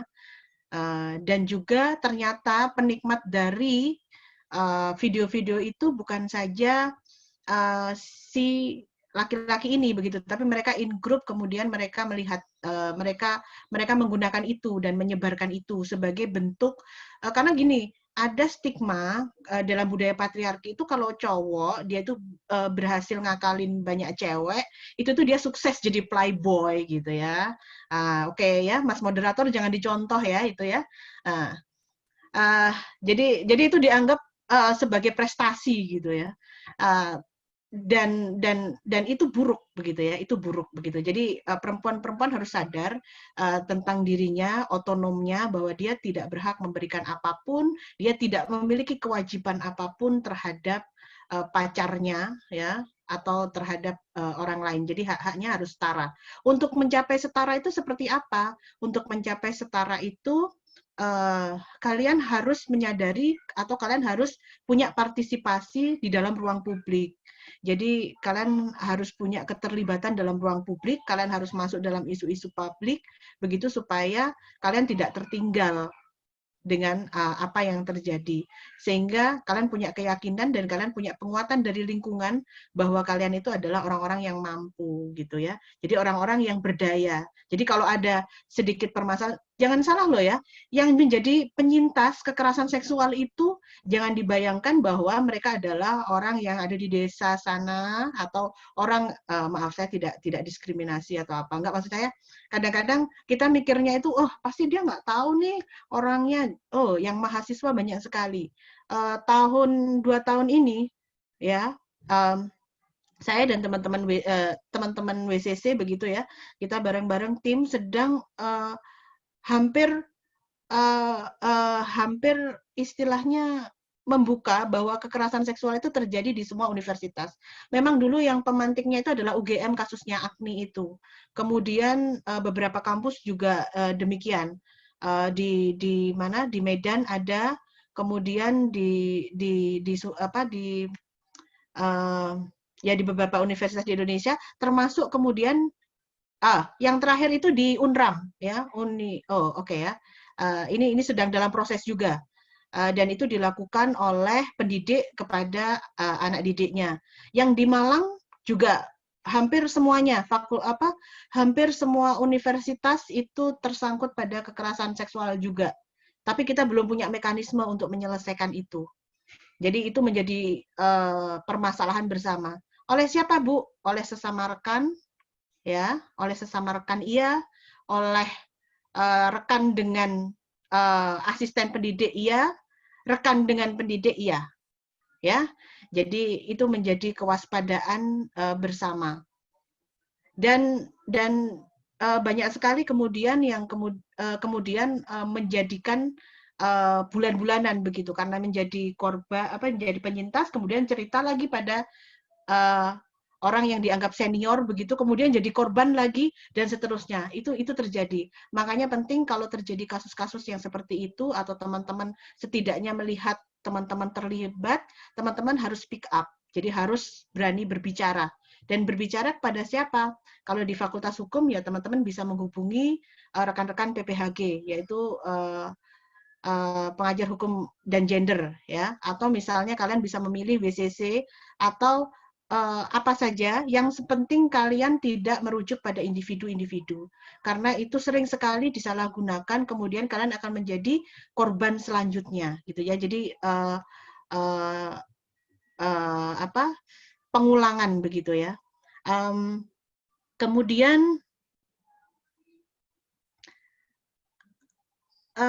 tentang tadi rasa, lu kan nggak kamu bisa jadi saya dengan Bu Ami barangkali beda bicara soal pelecehan begitu, tapi kita tidak bicara berbeda tentang kemanusiaan. Artinya apa? Ya nggak bisa dikatakan bahwa catcalling itu wajar.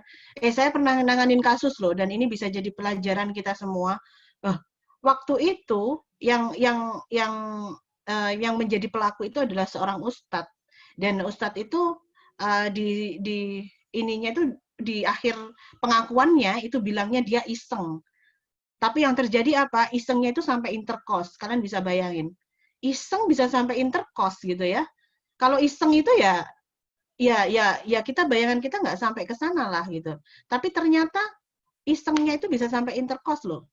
Jadi kita nggak bisa pakai pikiran, kamu memikirkan ini berbeda dengan saya dan seterusnya. Itu nggak bisa kita gunakan sebagai landasan bahwa ada hak otonomi yang terganggu, ada pemaksaan, ada sesuatu yang membuat tidak nyaman, tentu saja yang harus didengar itu adalah orang yang merasakan hal tersebut. Jadi itu, ya. Dan ketika itu masuk ke dalam dunia peradilan, pembuktiannya itu memang mengalami kesulitan untuk kasus kekerasan seksual, karena seperti yang saya katakan tadi, jarak antara orang yang mau speak up dengan tidak itu punya jeda waktu yang cukup lama begitu. Kadang-kadang kenapa teman-teman penting ketika mengalami kekerasan seksual? Saya pikir semua perempuan pernah mengalami itu, ya. Ya catcalling itu sudah jadi harian lah dalam situasi negara kita yang seperti ini. Ya itu bukan sesuatu yang harus kita anggap itu biasa saja, tapi itu adalah permasalahan pelecehan itu tadi. Nah, kemudian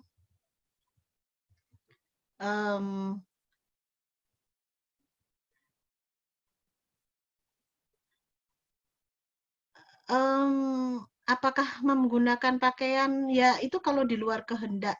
Jadi yang diukur itu adalah kehendak penyintas, jadi kehendak korbannya begitu. Ada yang disebut dengan terminologi bahwa perempuan itu punya kebebasan. Kita kan kadang melihat laki-laki misalnya, oh dia santai nih pakai kutang, pakai celana pendek, it's okay gitu ya.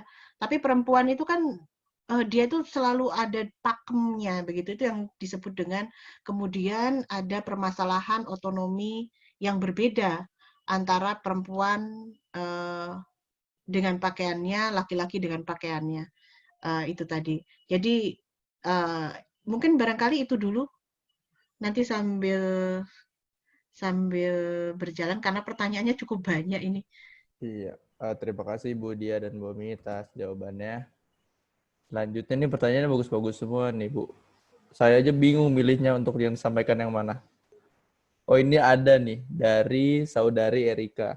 Siang Bu Ami dan Bu Dia, sekarang udah sore.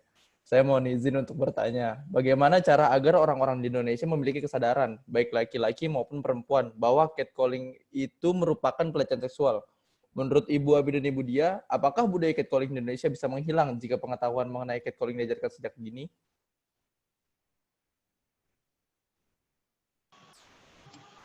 Ya, bagaimana public awareness gitu ya.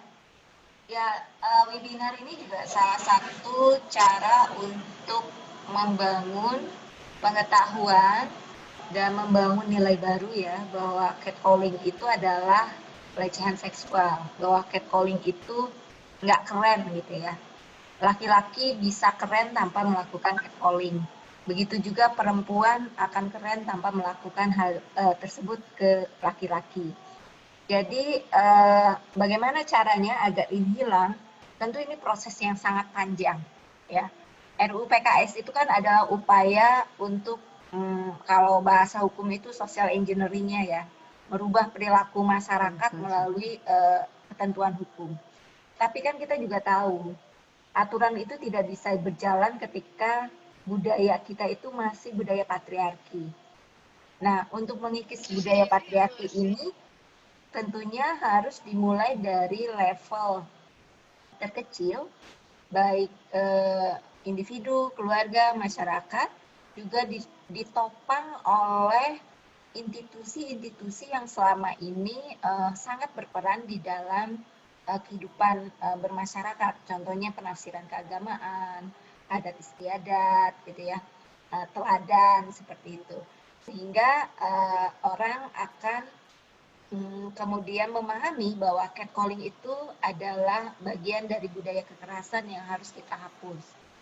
Tapi kan ini proses yang sangat panjang. Teman-teman bisa menilai sendiri bagaimana political will negara kita. RUU PKS tidak disahkan, pejabat publik menyamakan corona itu dengan istri, atau menyamakan kehamilan itu seperti itu kan. Nah, di level pejabat publik saja masih seperti itu. Jadi memang upaya keras kita adalah merubah, mensahkan undang-undang penghapusan kekerasan seksual, tapi juga merubah budaya itu harus dimulai dari awal, dari tingkat terkecil, termasuk dari institusi-institusi keagamaan, penafsiran keagamaan, termasuk adat istiadat. Itu kalau menurut saya.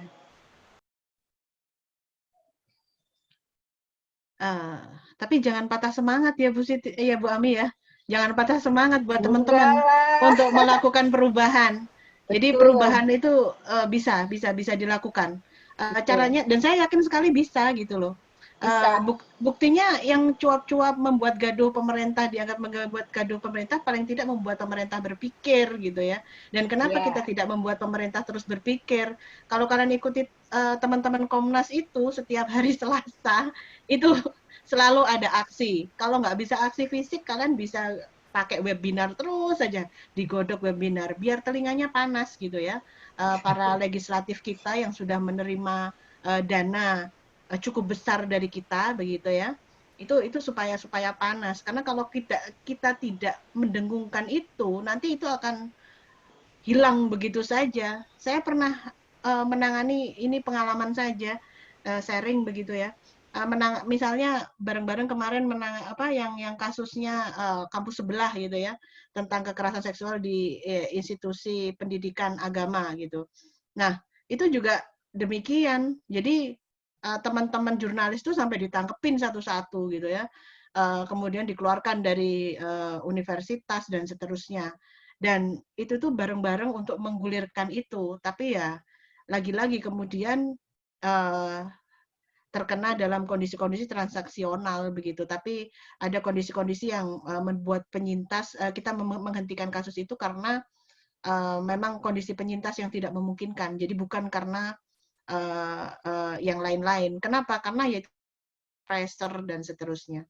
Dan penting untuk teman-teman untuk saling peduli dengan rekan-rekan yang lain gitu. Dan kita tahu sama-sama begitu bahwa catcalling ini tidak hanya melanda perempuan, tapi juga melanda anak-anak, juga melanda laki-laki. Jadi semuanya sebenarnya sudah kena catcalling, dan itu apa? Itu karena kebiasaan. Tadi sempat disinggung masalah budaya, dan budaya itu bukan sesuatu yang sifatnya final, karena budaya itu kalau kuncoro nikrat bilangnya kan pasti bagus. Tapi kita bisa lihat maskulinisme itu muncul dalam berbagai cara. Salah satu cara teman-teman untuk mematahkan itu, mungkin kalian teman-teman bisa baca buku yang ringan lah, punyanya Rahmat Hidayat, itu tentang maskulinisme. Jadi di situ ada level-levelnya. Bagaimana maskulinisme itu berpikir, ada level pertamanya, kemudian ada level metodisnya gitu ya. Jadi cara-cara bagaimana melemahkan perempuan. Next diskusi moderatornya harus 2, laki-laki dan perempuan barangkali ya.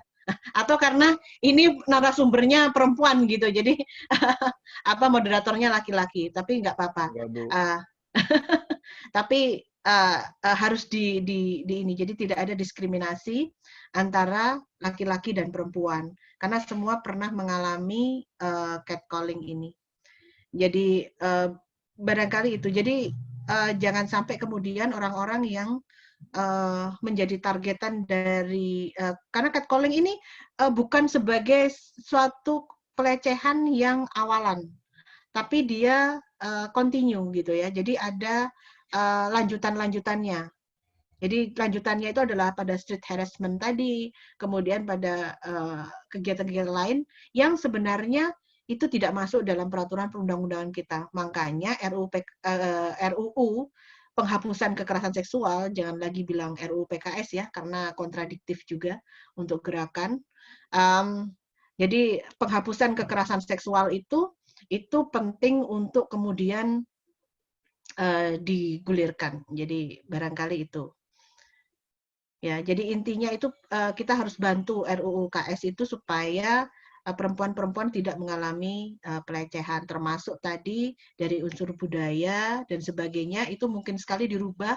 Semakin banyak orang mendengar dalam situasi yang berbeda, dan nggak harus yang menjadi narasumber itu adalah orang-orang yang paham soal itu. Teman-teman bicara sendiri antara teman-teman itu adalah pemberdayaan gitu ya. Jadi jangan pernah berhenti untuk mencoba atau melakukan perubahan. Baik, terima kasih Bu. Sebelumnya karena kita ada keterbatasan waktu ya, waktu kita udah mepet, tanpa mengurangi rasa hormat kepada para pemateri dan audiens sekalian, ini kita ambil satu pertanyaan lagi ya. Dijawab singkat, nggak apa-apa untuk mempercepat waktu juga, dan saya tanpa mengurangi rasa hormat. Ada dari Saudara Nanda. Selamat sore Ibu-Ibu narasumber sekalian. Terima kasih untuk materi yang disampaikan. Berdasarkan materi yang disampaikan, catcalling ini merupakan sebuah masalah sosial yang masif, namun tidak dibarengi dengan regulasi yang memadai atau menopang seluruh kemungkinan pelanggaran hukum yang terjadi. Pertanyaan saya, apakah sejauh ini masalah sosial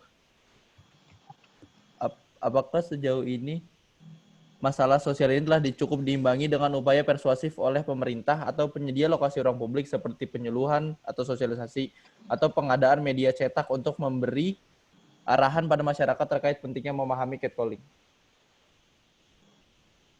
Iya, saya dulu ya Bu Uyun.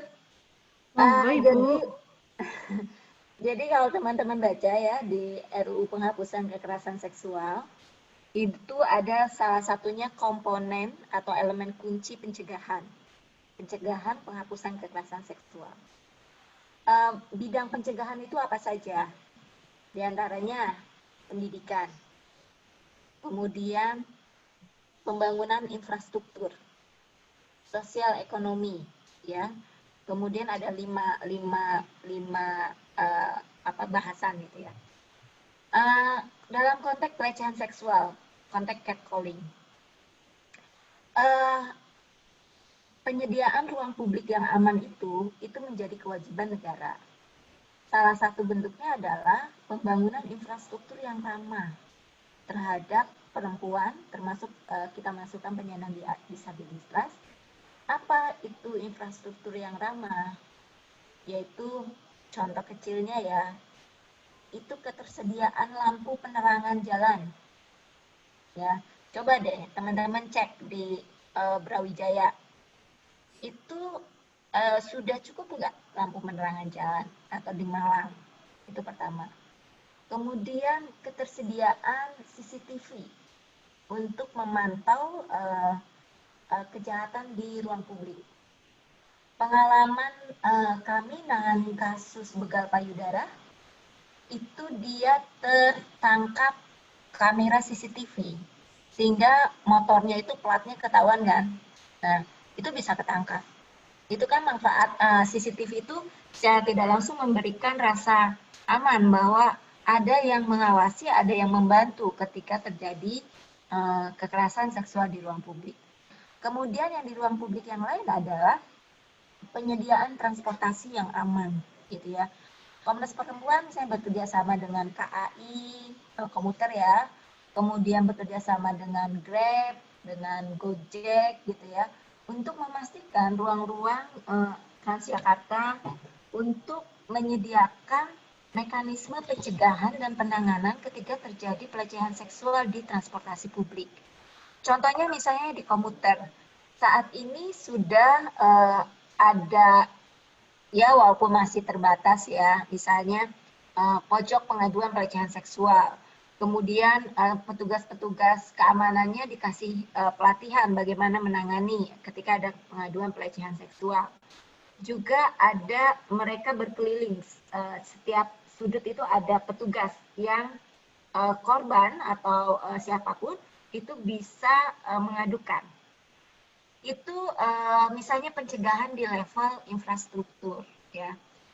Pendidikan anti kekerasan dan pendidikan kesehatan reproduksi, termasuk pendidikan keamanan digital, itu harus menjadi kurikulum baik wajib maupun tidak ya dari tingkat PAUD sampai atas, agar kita itu saat ini kita dicokoki digital gitu ya, anak-anak SD TK itu udah mainannya handphone, tapi kita tidak pernah diberikan informasi potensi kejahatan etika berdunia maya, seperti itu. Jadi kalau pertanyaannya tadi, apa upaya pemerintah? Mungkin sudah ada upaya itu, tapi belum terkoordinasi dengan baik, masih tersebar. Contohnya, Menko Info itu punya kanal-kanal pengaduan dan PPNS untuk konten pornografi. Ya, hampir tiap hari kita mendapat KBDS, tapi ternyata yang laporan ke Menko Info itu setahun itu hanya 9 kasus yang di take down kontennya. Itu berarti apa? Kita, termasuk Komnas Perempuan, lembaga penyedia layanan, belum mendayagunakan kewenangan yang ada di negara, misalnya Menko Info, untuk proses take down yang berkonten pornografi atau melanggar hukum. Jadi itu yang harus kita lakukan. Pencegahan harus dilakukan di semua lini. Ya. Di antaranya yang utama terpenting adalah pendidikan dan itu penyediaan infrastruktur.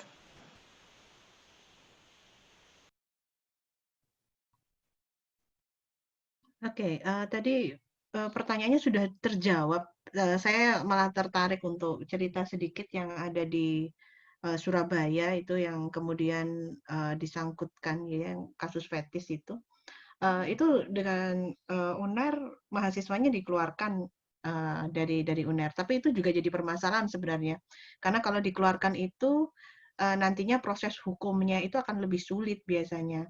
Jadi sebenarnya mungkin tidak tepat begitu kalau dikeluarkan. Kalau nanti sudah selesai proses hukumnya dikeluarkan mungkin bisa, tapi kalau misalnya proses hukumnya belum selesai, itu nanti pembuktian di pidananya itu juga nanti akan kesulitan.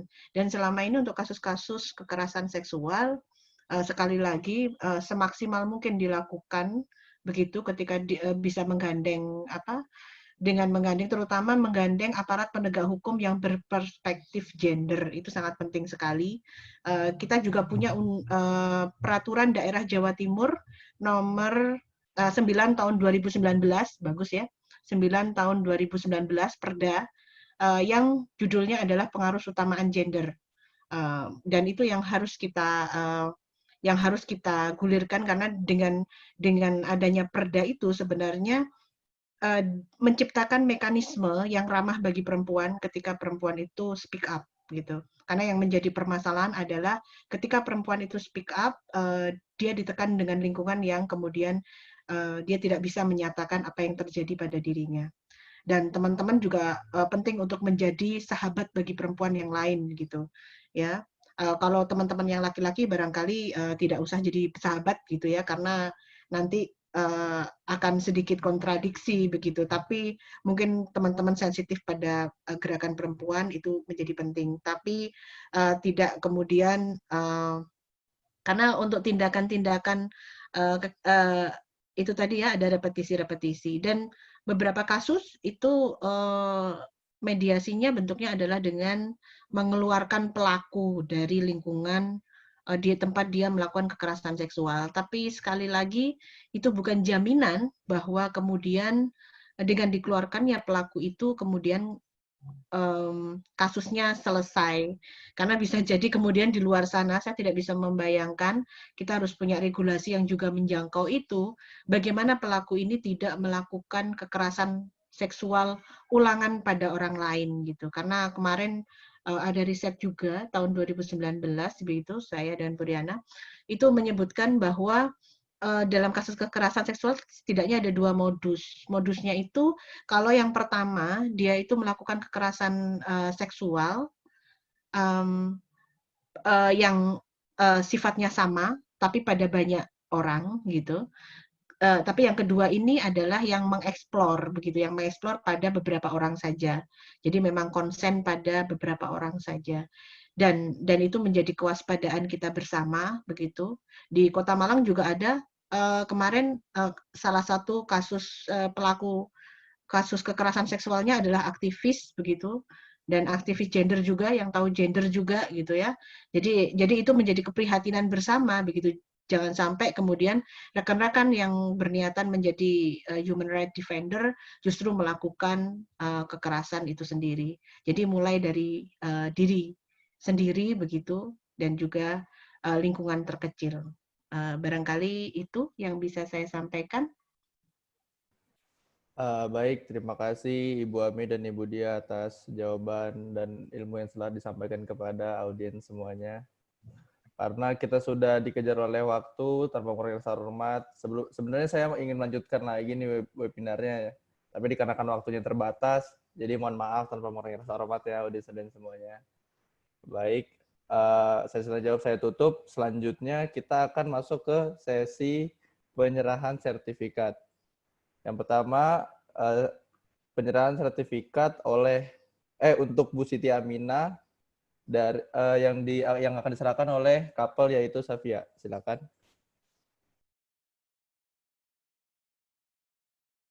Oh, begini. Iya, terima Bu Ami. kasih. Terima kasih Bu Ami sudah meluangkan waktunya dan memberikan ilmu kepada kita. Ya, sama-sama. Terima kasih. Salam buat Pak Mukti, buat Bu Luki, buat Pak Sahrul, ya. Baik Bu Ami. Terima kasih banyak Ibu. Baik, selanjutnya penyerahan sertifikat untuk Bu Dia yang akan diserahkan oleh Waketum Bidang Eksternal Brawijaya Mutual Community Kaca Giva. Waktu dan tempat saya persilakan. Terima kasih kepada Ibu Diah Al-Uyun SMA selaku materi dalam acara webinar catcalling ini, sebuah penghargaan dan kebanggaan juga bagi kami. Terima kasih atas materinya. Semoga kita semua yang berpartisipasi dalam acara ini diberikan manfaat. Terima kasih, Ibu. Ya, terima kasih. Senang ngobrol banyak. Saya juga senang, Bu, dapat ilmu. Selanjutnya, penyerahan sertifikat untuk Ketua Pelaksana yang akan diserahkan oleh Ketua BMCC Kayona Maranata. Waktu dan tempat, saya persilakan.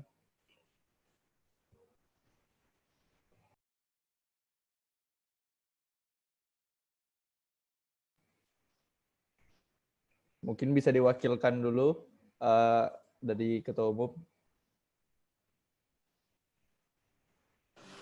Oke, selamat sore teman-teman eksternal dan semuanya.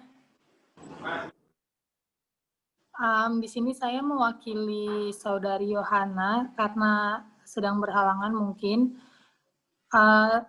Pertama-tama saya mengucapkan terima kasih banyak kepada Saudara Safia dan selamat karena acara webinar tentang catcalling ini sudah berjalan dengan sangat lancar. Berikut adalah sertifikat penghargaan dari BMCC untuk Saudari Safia sebagai Ketua Pelaksana dalam acara webinar catcalling. Semoga kedepannya bisa menjadi lebih baik lagi. Terima kasih. Baik, terima kasih Kak. Terima kasih untuk seluruh pihak BMCC yang telah membantu jalannya acara ini. Terima kasih. Terima kasih, Safia. Oke, karena kita sudah di penghujung acara, saya akan menyampaikan sedikit kesimpulan dari awal sampai akhir acara kita. Kesimpulannya, catcalling merupakan sebuah pelecehan. Lalu kita perlu mengedukasi diri terkait dengan catcalling dengan lebih berhati-hati dalam bertindak. Selalu berhati-hati untuk menggunakan media sosial karena jejak digital susah dihilangkan. Catcalling merupakan bagian kekerasan yang harus dihapus. Lalu perlu adanya langkah pencegahan di semua lini, terutama pada bidang pendidikan dan penyediaan infrastruktur. Semoga kita sebagai generasi muda bisa menjadi penggerak untuk menyadarkan orang-orang di sekitar kita peduli akan catcalling dan menghargai sesama manusia. Terima kasih untuk para audiens semua dan terima kasih untuk Bu Ami dan Bu Dia telah membagikan ilmunya. Semoga ilmu ini diberikan menjadi berkah untuk Ibu Dia dan Ibu Ami ke depannya. Terima kasih juga audiens sudah menyempatkan waktunya untuk menghadiri webinar divisi eksternal yang diadakan divisi eksternal pada sore hari ini. Sebelum ditutup, mungkin kita bisa foto bersama dulu kali. Kita untuk kenang-kenangan ke depannya, karena kita telah menggerakkan untuk gimana menyuarakan kalau catcalling itu nggak boleh. Jadi bisa ada kenang-kenangan.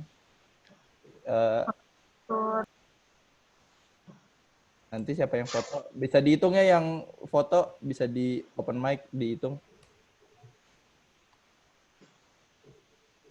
Medin. UB online ya kuliahnya, Mas? Iya. Online. Online Bu Yun ya? online Lebih lelah ya, sampai Bu. akhir tahun. Bu mau masuk offline, Bu. Iya. Saya itu kangen sekali dengan Malang, terutama ketan yang di Ketan itu Beji, Mas Ketan. di alun-alun Kota Batu. Oh, sekarang di Malang juga ada itu cabangnya. Oh gitu ya, Bu. Iya. Ini Salam untuk Bu Reti, Bu Siti. Ya, akan saya sampaikan. Salam buat Pak Mufti, Pak Sahrul, Pak siapa ya dulu dekannya itu, Bu Umu, ya banyak teman-teman di sana. baik, Ya fotonya. kita foto dulu ya Bu ya. Sebagai kenang-kenangan. Sebentar nih. Nah, 1, 2, 3. Ini karena ada 3 slide, jadi 3 kali fotonya ya.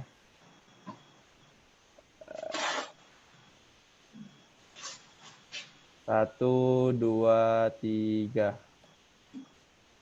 Satu lagi.